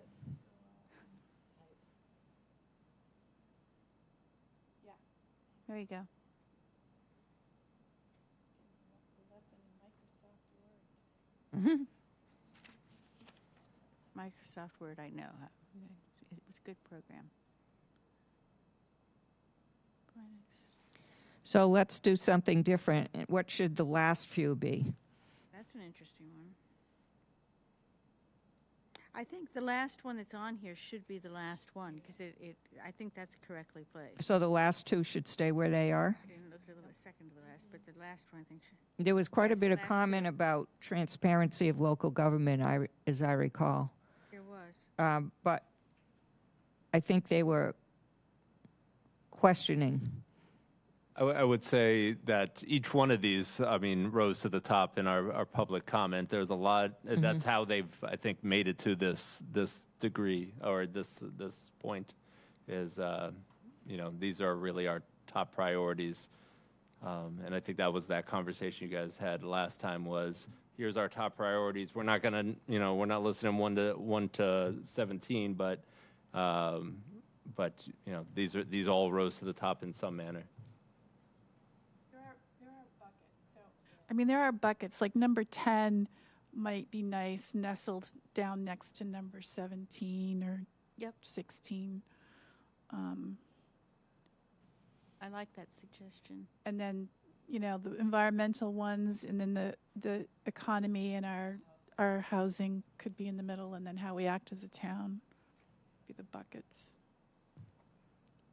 Transportation. Yeah, I like Jim's suggestion of moving 7 through 12 up to the top for the reasons he said. It emphasizes they're all tied to the same thing. They're all tied to the environment, and it emphasizes the overwhelming public concept about trying to protect our environmental history and our environmental situation. And I think that makes sense to put those together up front. Once we do that, however, we can make an argument for moving every one of the bullet points around. Yeah. And I think we shouldn't do that. Because we'll spend all day spinning our wheels saying, should number 6 be ahead of number 5? And, I just think that's not productive. But I do think moving those up to the front to mirror our overall focus is a good thing. And leaving those last 2 where they are is probably a good thing. Okay. Leaving the rest where they are is a good thing. Avery? Is this set in stone for the rest of forever? I mean, if going through this process, don't we get to look at the vision statement and go, wait a minute, 6 months from now, whenever, 8 months from now, we're like, whoa, wait a minute, let's just tweak this a little bit here? Or are we done as of tonight? Yeah. So, I mean, you've put a year of work into this. I would say you've crafted something that reflects a significant portion of this community. I mean, based on the amount of input. So, yes, there certainly could be tweaks down the road that you think of, but that's bringing inward. And so I think this reflects what we've heard. And then, there's things throughout the planning process that you could certainly address things such as goals or actions that we say, you know what, this one, number 10 doesn't quite fit exactly how I envisioned it, but maybe we can achieve an action that would attack what you're thinking. So I would say, you guys have done a tremendous job, and I would say, this evening, once it comes to a conclusion, I think that's our vision to promote moving forward. You good? Yeah, it is what it is. Exactly. It's never perfect. All right. So are you all buying Bob's theory of reorder? Okay. Jim's theory of reorder. Oh, his too? We're going to stop. All right. Sorry, do you need a motion? Wait a minute. First, I want public comment. Is there anybody who wants to comment? Please come to the mic right over there and introduce yourself, please, and give us a piece of your mind. Good evening, everyone. So my name is Catherine Ledeck. I'm the person who submitted these comments to you. So I want to just take a moment to thank you. You want to take a bow? No, I want to thank you for all of your work because you provided such a great document to work from. I just picked and chose some words that made it a little bit more clear and more specific, in my opinion. I'm grateful and thankful that you incorporated some of those into your document that we hope will be finalizing tonight. I wanted to address one comment in particular because it's possible that what came out in the words that you didn't quite understand where I was going, and it's this concept of adjacent lands. Mm-hmm. So imagine somebody is going to redevelop a property that is right next to the town boundary. And on the other side of the boundary is an environmentally sensitive area. The proposal that you've received is for a 5-story apartment building that has a lot of impervious surface, where the runoff will likely impact the neighboring property, which is in another town. So when you look at the reworked item, and it's the one that begins with the word incentivize. Let me see if I can find that. Oh, there it is, number 12. So when we talk about town-wide work and work on lands within the town, we have to remember that boundary properties sometimes are in a disadvantaged location because the neighboring town may have something on the other side of the boundary that we have to be respectful of. So that was the reason why I included that phrase, adjacent lands. I think it's important for us to recognize we're working on the town of Barnstable's plan, which includes everything up to the edge of the boundary, but it really will impact things that go across the town line.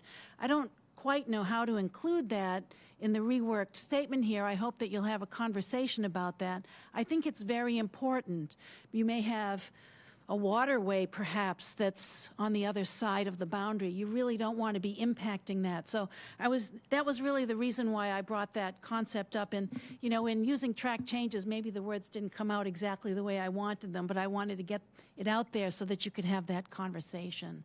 So that's one. That was my first comment. I have another one. So Go right ahead. okay, the second comment had to do with somebody who submitted a public comment related to harbors. Hyannis Harbor was the comment in particular, and I think it's important to include something in here that references the harbors and the activities going on in the harbors because they're not on land. You know, we're talking about a land use plan here. Technically, what I've seen when I was working in Fairfax County in Virginia, the developers will come in, and if the words aren't there, even suggesting something, then they ignore it completely. And I think it's important to include some reference to perhaps the harbors, maybe not just Hyannis Harbor, because you know you have Barnstable Harbor too, but maybe just referencing something that says, including the harbors. So you're talking about in this particular item, it's number 12, where it says areas town-wide, including the harbors, or including, yeah, something like that. It's just an idea to consider because I think it's something that was raised by a member of the public, and it hasn't been talked about tonight and hasn't really been addressed, and it's not in here. It's not referenced here. So I'm just suggesting that you consider adding a phrase somewhere that includes the harbor land. Excellent areas. point. Yeah. Elizabeth and I have had major conversations about a harbor plan, actually, mostly about Hyannis Harbor. So it's really important to do a separate plan with the details of all. Yeah. You know, you'll do that, but if you don't reference the harbors in here, it's not thought of as part of the town's lands, and I think it's really part of who Barnstable is about. Don't you think? Yeah. I do. Those were my only. I appreciate both your comments. I think they're excellent, and we really satisfy this. And I'm so glad you clarified the phrase "in adjacent lands" because I didn't read them the way you just explained it. Yeah, because And when you knew that. Yeah, when I looked Yeah. at it here, when I looked at the track changes, kind of does funny things when you're inserting things, and some of the words got deleted. So that's what I was getting at, and I don't quite know how to incorporate that. Maybe the staff can have some suggestions about how to do that. But Yeah. in my opinion, you don't want to do redevelopment or development that impacts the neighboring jurisdiction because you're going to hear about it in a place you probably don't want to hear about it, you know? Anyway. Like in the court, yeah. Well, I didn't say that, you did. I did. I may be able to speak to that for just a very quick moment for you, and it may bring you at ease. I don't know if it does, but certainly in Barnstable, when there's redevelopment, one of the major things that we look at, especially when new construction is happening, is the surface impervious, is it not? They're very, very particular about drainage.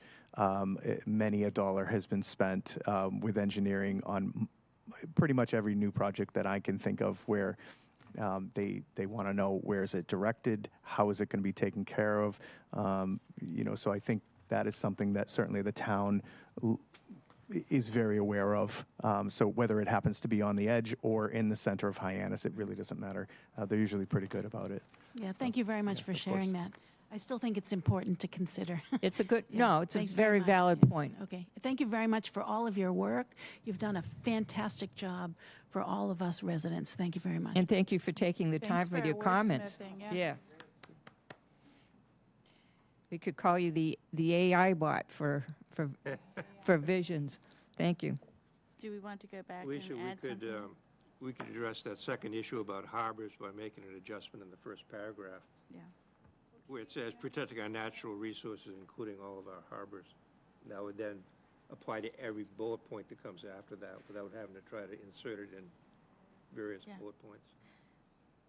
Does the town have a water sheet plan or harbor commercial activity in the harbors plan? No. Yeah, nada. It isn't included in the Oceans Act that Rob O'Leary got passed No. a million years ago? No. No, the suggestion for new policy may be included in our phase 2. I'm pretty sure it was mentioned in our current comprehensive plan that a harbor plan, the town should look to create a harbor plan, but it didn't say when, where, or why, or how, or anything else. It was just a phrase. So, May I No. make a suggestion, perhaps, rather than the first paragraph, Yeah. maybe the first bullet? That's what I was thinking too, because it does salt and freshwater resources, so if we kind of throw it in with that, it would make more sense to me. Freshwater resources, harbors, and open space? Yeah. Do we want to address boundaries? Before we get too far with inserting harbors, just if we want to really give, I'm sorry, I didn't get your first name, Catherine's thing. I have some language already that I wrote in another brain around maintaining healthy coastal ecosystems and environments, as well as historical perspective with regard to our maritime heritage. I mean, that's what we're talking about, right? Yeah, I like that. Got that, Kate? Hey, can you say it one more time?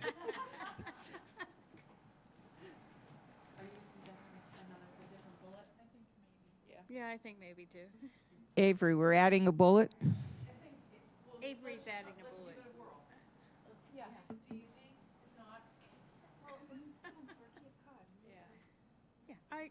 I like it. We have water. A lot of it. Yeah, and a lot of it.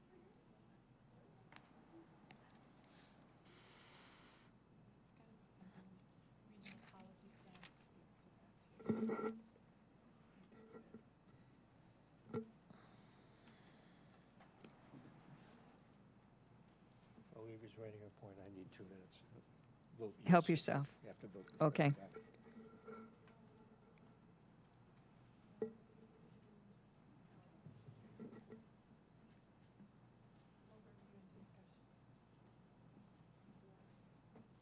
I vote, take a look, have at it, delete or add.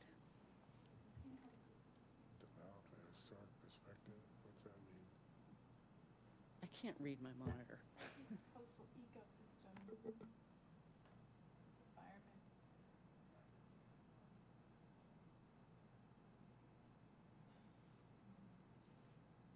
Sure, I like that better.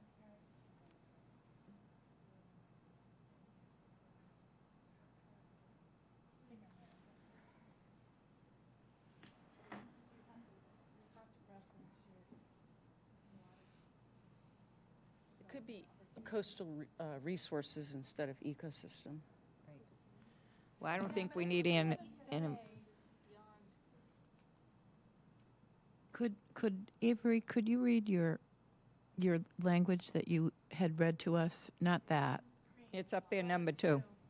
Oh, okay.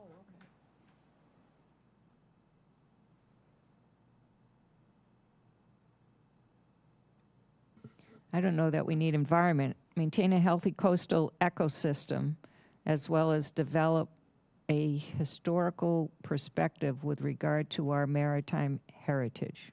Catherine, help us. Yeah.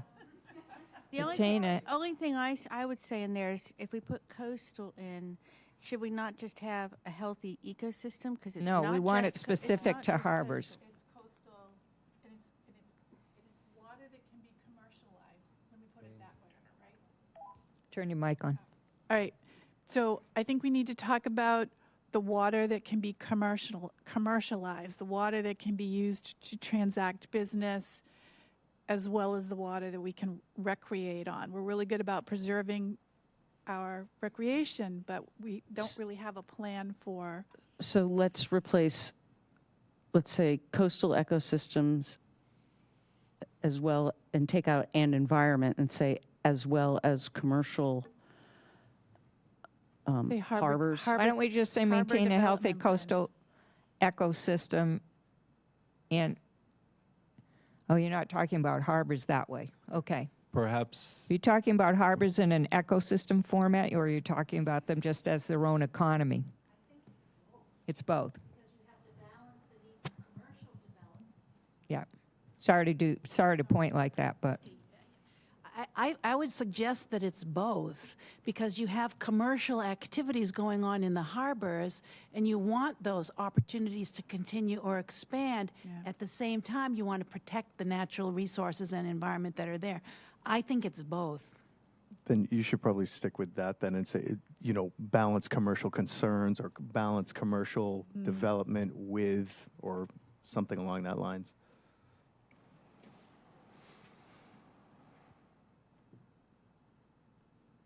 But we also want to balance it as much as possible in the non-coastal areas. Could it be commercial interests in our harbors? We want commercially viable harbors, but we want them to not be all screwed up, right? Commercially viable harbors. so it's maintain In a healthy coastal ecosystem. maintain healthy coastal ecosystems. Take away A after Maintain maintain healthy A. Yeah. coastal ecosystems and commercially viable harbors. There we go. There we go. Work. Look. And commercially viable harbors. And that's left to a huge amount of interpretation. But maybe Right. that comes out in phase 2. I don't think we need maritime heritage Yeah, in here. yeah. We have reference to that elsewhere. Okay. Period after harbors. What do you think? Yeah. A short sentence. Yeah, short. But where do we cover healthy non-coastal ecosystems and environment? If Every we've taken place everything else. else. Bullet number 1. How about maintain a balance between Oh. healthy coastal ecosystems and commercially Okay. viable I harbors? just can't read it 'cause it's kind of Maintain the balance, a balance. That was pretty quick. There you go. natural habitats. so do we leave harbors in bullet 1, or are we taking that out? Since we've already done that, I'd take it Yeah, out and take it have out. open space and open spaces. We return it back to its original Is that state? Yes. that allows, Okay. yeah. Perfect. That And then covers both then. down at number, what looks like 13, we 13. talked about adding back the adjacent lands. I think we can get rid of the including the harbors. Yeah. Yes. And I would almost say neighboring Yes. towns. Um, I mean, yeah, because I it don't could be know. something else. I Tell think us how lands you covers guys look towns at and it. non-towns, so it could be. And just leave it other alone. area. Yeah, Yeah. I'd leave it alone. Leave it alone. And that covers both. So not putting the and adjacent lands, or leaving it with the? We are adjacent? leaving it Okay. in. Okay, leaving it in. Perfect. Yeah. And so last question, are we leaving it numbered, or are we returning it to bullets now that the conversation is? Bullets. Thank you. That was consensus. Can I ask a question about the adjacent lands thing? I totally understand what you were talking about, but when I read it, I thought, okay, so we want to, where is it? We want to keep it away from environmentally sensitive areas. Okay, so my neighborhood is next to an environmentally sensitive neighborhood. Does that mean we're going to steer development away from anything that is near an environmentally sensitive area? And that's how I read it. So that's why I would prefer that we left that out. But in a way, all of Cape Cod is an environmentally sensitive area, the entire Cape. You're right. It's just a varying level of. That's I why we've think- got so much overlay. I think she has a valid It's point about about the whether or not towns. a building inspector, for example, who's looking at an initial permit coming in for something would consider, if you're up against a town border, if you would consider, you know, what's happening in the next town and what that land looks like. I have no idea what their topographical maps do, but I think they do look at a bigger area than just, it doesn't go just up to Barnstable and stop. I think they know Looking at watersheds. very well what's happening beyond that. So I think we'd go out here and Next to the last bullet, we talk about collaborating with neighboring towns Right. already. So remove adjacent lands? I think so. I think so, yeah. But I appreciate your thoughts. And we'll get it in the next phase. We'll communicate your meanings elsewhere. We're kicking the can. Did you want to make a comment? Please come to the microphone. Oh, yeah, got it. I see. Hi, I'm George Ledeck. I have the honor and privilege of being Kathy Ledeck's husband. Just on the new point about the harbors, my concern about the word balance is it implies trade-off. It implies that there'll be some reduction of healthy coastal ecosystems to make the harbors more commercially viable. And I like the idea that that the two can coexist and be synergistic rather than in opposition. So I was going to suggest something other than balance, to say something like maintain healthy coastal ecosystems along with commercially viable harbors, or something like that. That they're that they can proceed together rather than being in conflict. Thank you. Works for me. For me. Did you get the verbiage? She did. It's up there. In real Up there? time. Okay. She is. All righty, we good? Fast fingers. Wow, Get to vote? That happened. that happened. Final comments, anybody? All right, so I will entertain a motion to finalize the vision statement as corrected this evening. I make that motion, if you like. Second. Seconded by Sue, made by Cheryl. All those in favor, aye? Aye. Aye. Anybody opposed? Thank you all. Thank you all. Phew. Thanks, Jim. Thanks, Kate. So, Yeah, thanks for showing up. yeah, thanks for coming and thinking and doing all that work. Next is Phase 2 overview and discussion of support tools for plan development and public outreach. Elizabeth's going to lead us through this, but as an introductory, Avery, I will tell you that Avery sent an email that said she was the tail wagging the dog. And I told her I really like tails that wag the dog. So she has a suggestion, or brought to my attention a suggestion that's probably down the road for implementation of a plan, but it also could help us go. So she's going to do an introduction to this, and then Elizabeth's going to take us through the rest of that discussion. Hi. So, very quickly, I met with a couple of town councilors, and they shared with me this link to a video from an organization called ClearGov. And ClearGov is a company that sells softwares to municipalities and towns. And I really enjoyed the video because it was clear. It really defined what a comprehensive plan did, what a strategic plan did, and of course, it defined a vision, a strategy, and then the tactics. And what's cool about the software is it's interactive, and it has metrics in it, so it's measurable. It's interactive, so people can just sign in and take a look and see what's going on. It helps the town council and the town manager develop a strategic plan to move forward. What I'd like is for everybody to take 45 minutes and see the video. And with what I would like to do is just send a link to Jim and Elizabeth, and they can share it with everyone, and then we can all just take a look. That's about all. Is this something the town uses now? You're suggesting it's something the town might use? Maybe. Again, I'm the tail wagging the dog on that one. ClearGov? Okay. And I don't, there may be reasons why it's horrible. Maybe it's incredibly expensive. But on the surface, it looks like something that would be really great. And it might help us, even in the work we do, in terms of understanding what we're doing, what the expectations are for what we're doing. Thank you.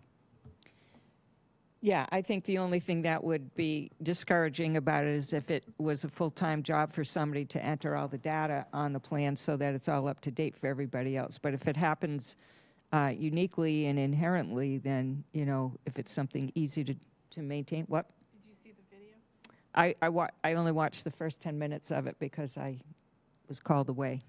But I thought it was great that people were thinking about how does this integrate going forward, and how do people continue to react and participate, and how do the departments manage it, and how does the town council fit in, and how does the town manager fit in? And because there's nothing worse than having, I told staff this the other day, nothing worse than going through all this work and having a plan and then having it on the shelf and everybody goes about their business like nothing ever happened. So the idea of this is that everybody has ownership on the plan. So we'll see. Stay tuned for the future. Elizabeth. Yeah, thank you, Avery. We will definitely watch the video, and even if it, you know, I mean, I'm sure there are plenty of, you know, proprietary software solutions out there to help governments organize these types of planning processes and priorities. You know, we'll, if the committee likes, we can research those and put some of those forward and see if it's something helpful in this process.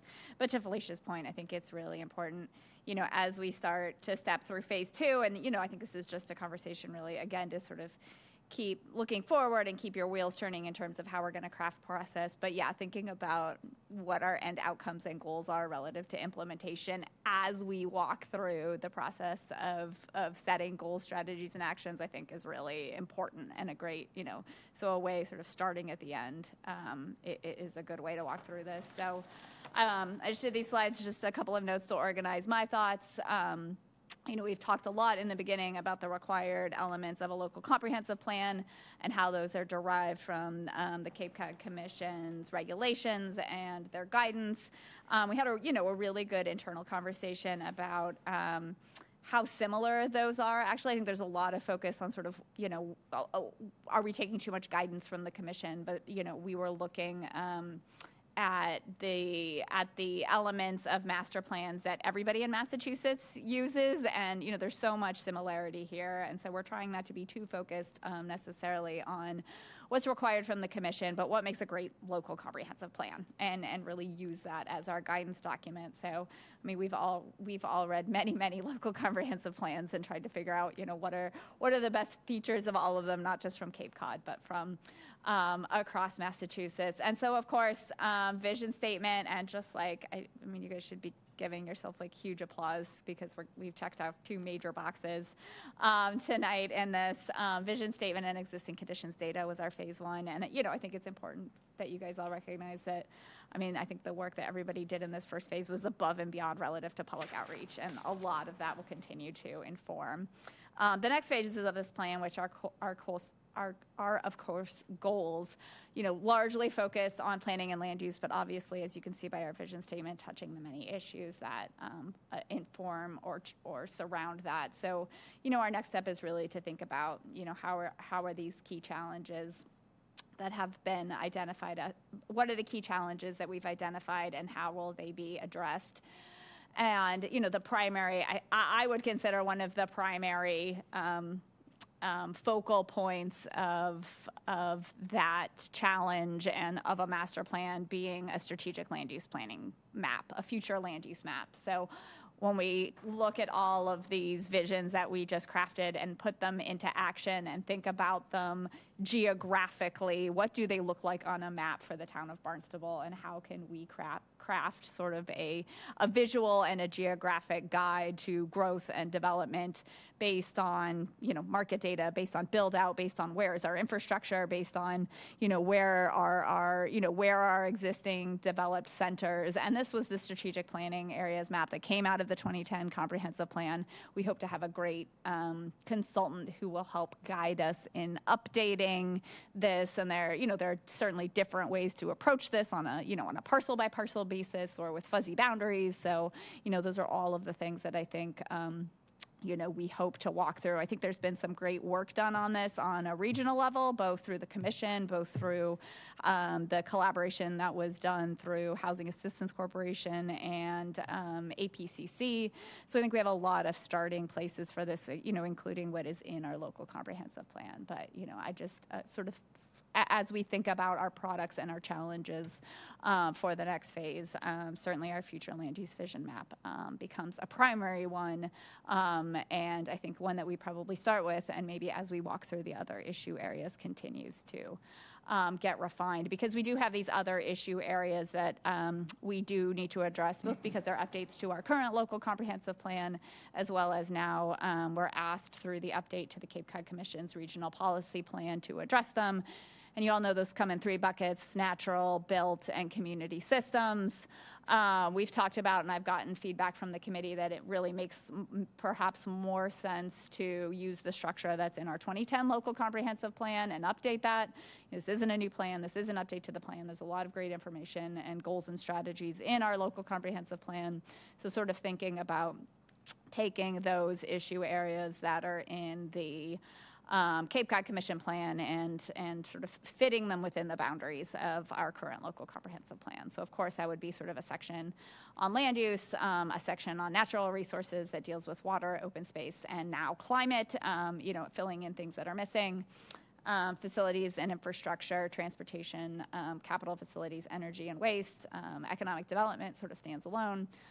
Cultural heritage and design, sort of building, community building, social infrastructure, communication, and governance into that section for the first time as well.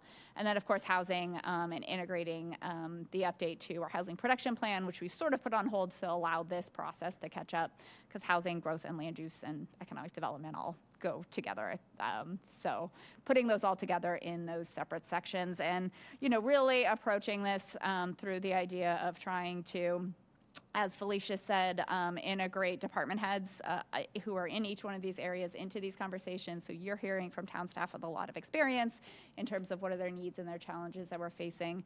And also at the suggestion, I think I had this conversation with Lindsay at the very start of this process, bringing in subject matter experts from the outside as well, who can help, sort of speak to the larger community needs. So again, sort of walking through these different chapters with and giving the community and giving you as committee members the benefit and of the expertise of folks with experience in each one of these sections. And then through each one of these sections, I hope that we've done enough work on the vision that, it'll help translate into, what are the broader goals in each one of these areas.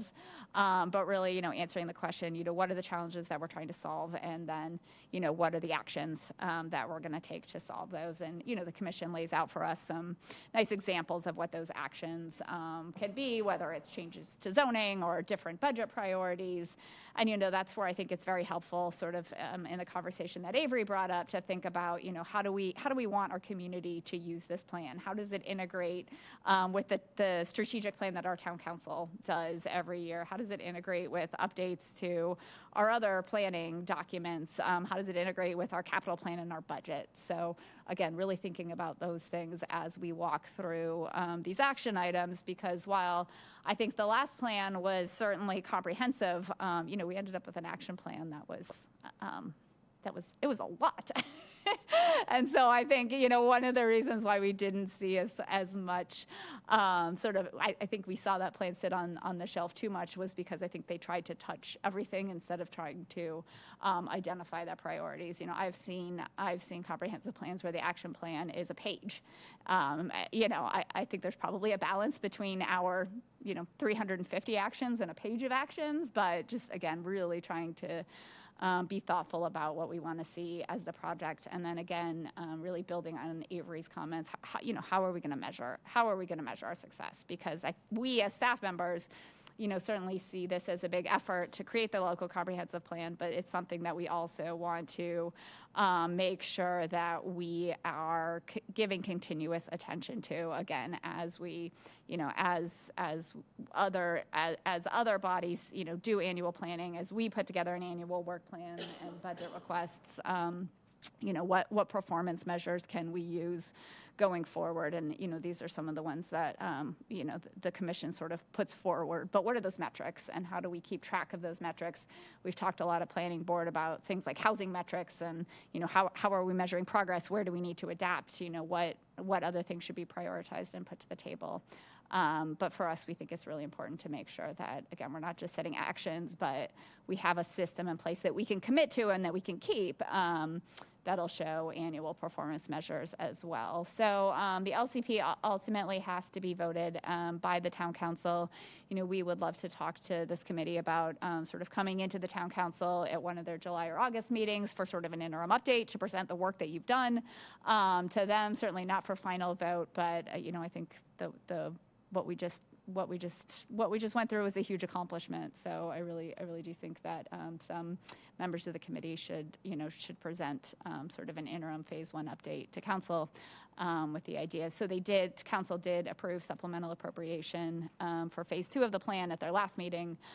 So we're working to do consultant onboarding for that as well as, we've had conversations, Felicia and I have had conversations with town manager Els, as well as with council leadership.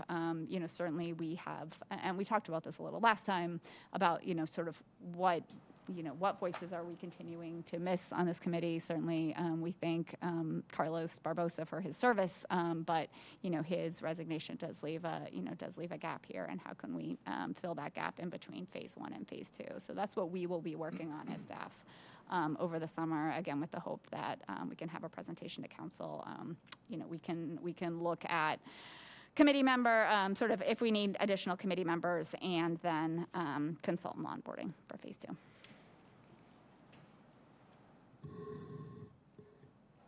Questions? Comments? That was a great recap. Could you go back to the slide that had the measurements of the different little icons that were? There we go. That one, yes.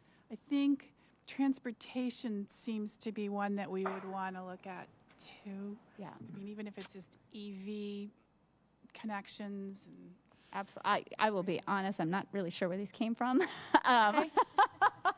They weren't intentional. I think there's just some nice icons we probably pulled out of something. But yes, I think for each goal, I think it would be nice to think about what are those metrics? Are we making sure that they are reasonable and something that we can accomplish sort of using existing data, and again, sort of using as benchmarks going forward. So I also wanted to encourage, I feel like a disconnect between the town council and maybe like the housing committee, and there's a lot of good activity already going on in town hall, and I just think would be important for us to talk with each other. I was bold and just sort of put the topic of governance in here as something, because we get that comment a lot, and I think it definitely feeds into the conversation about government sort of transparency and communication with the public. How do our boards, committees, and commissions work together? Again, how do we, what's that sort of level of communication between boards and committees and the council and their interaction with staff? I mean, I think that we could have a very robust discussion that sort of gets to a lot of sort of improvement with the conversation about governance. And I do think that belongs here. I do think that belongs here when we're thinking comprehensively about land use and infrastructure goals. Elizabeth, could we have a copy of those slides? These ones on phase 2? Sure, yeah, I can put them in the, I will absolutely put Thank them you. in the Laserbeach. I have a question. Would you go back to that last slide you were at? Sure. So we're going to, no, the ones that had kind of the chapters. There you go. So we're going to have X amount of chapters, and you talked about maybe updating the current plan, so that, which may or may not happen, and depending on who's leading us forward from here on out. But I guess what concerned me is I don't think anybody from outside could really write a plan for us. And I was wondering if you had in mind that we would be going chapter by chapter through the committee and doing one at a time in conjunction with lots of data leadership, what worked last time, what didn't, what never got done, what got done 5 times instead, or was easier to do. Either that, or we could break out into subcommittees, not too many of them at a time, and work on 2 chapters at a time or something. I don't know how you had envisioned this going forward. Do you have any comment we've about tried that? not to be too bureaucratic about how we set this up because, we knew you guys might have ideas and we knew hopefully we will bring in either folks we're currently working with or new folks who have had a lot of experience doing this. So, I think personally, it's probably a mixture of both. Obviously, we want, full committee buy-in. But some of these issues are going to get a little technical, right? So, and we all know that you guys were brought on to this committee because you had different strengths, you had different experience. So, where we do run into sort of analysis of sort of more technical data or things like that, I think, it'd be great to have groups that are working on that and focus on that. I mean, this is a big group. I think we all recognize that, and folks who can sort of focus in on those issue areas and then bring them back to the larger group for the sort of policy level decision making. So I think it depends, and I think it's probably a mix. The future land use mapping, I think that's something we all want to do together, right? But some of these, some of these more technical chapters will probably benefit from the committee and their expertise. And, the one thing I didn't mention, which I should have, is, how do we make sure we are designing that feedback loop with our community? I think we as staff are very committed to making sure that we go out to all of our villages like we did last time. I mean, it's a lot for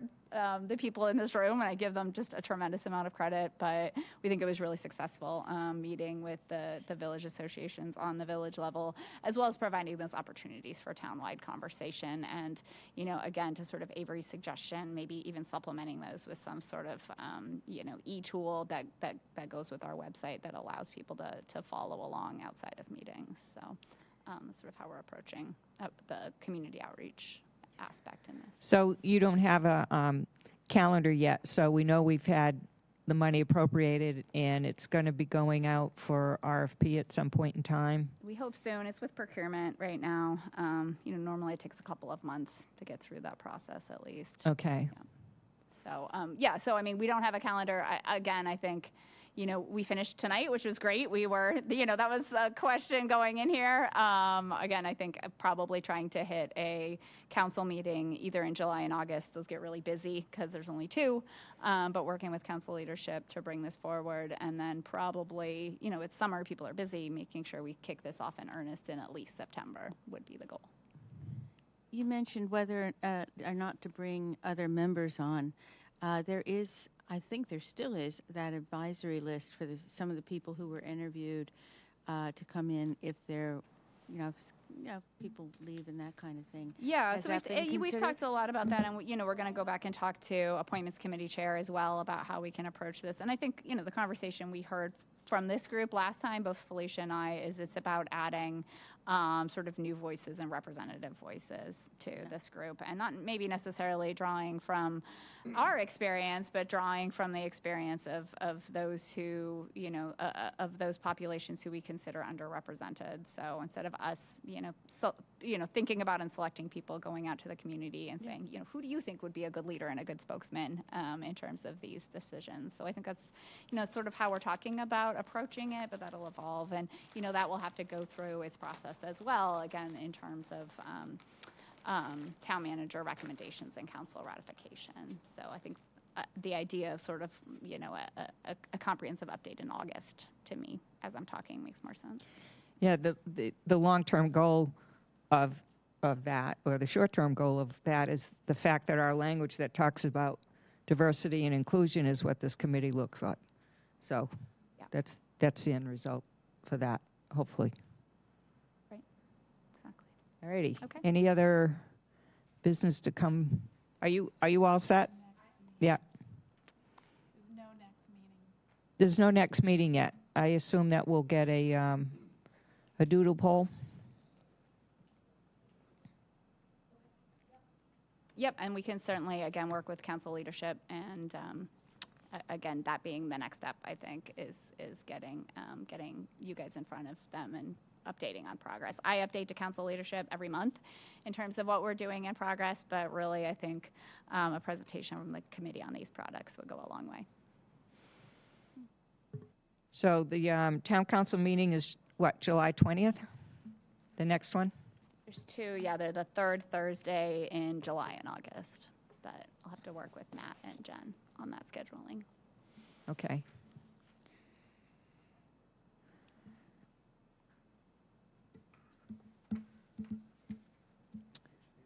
Anybody else have anything they'd like to discuss? Ms. Ludke, do you have any comments you'd like to make? No? Okay. All right, so I would entertain a motion to adjourn. So moved. All in favor? Aye. I assume nobody's opposed. Have a good night.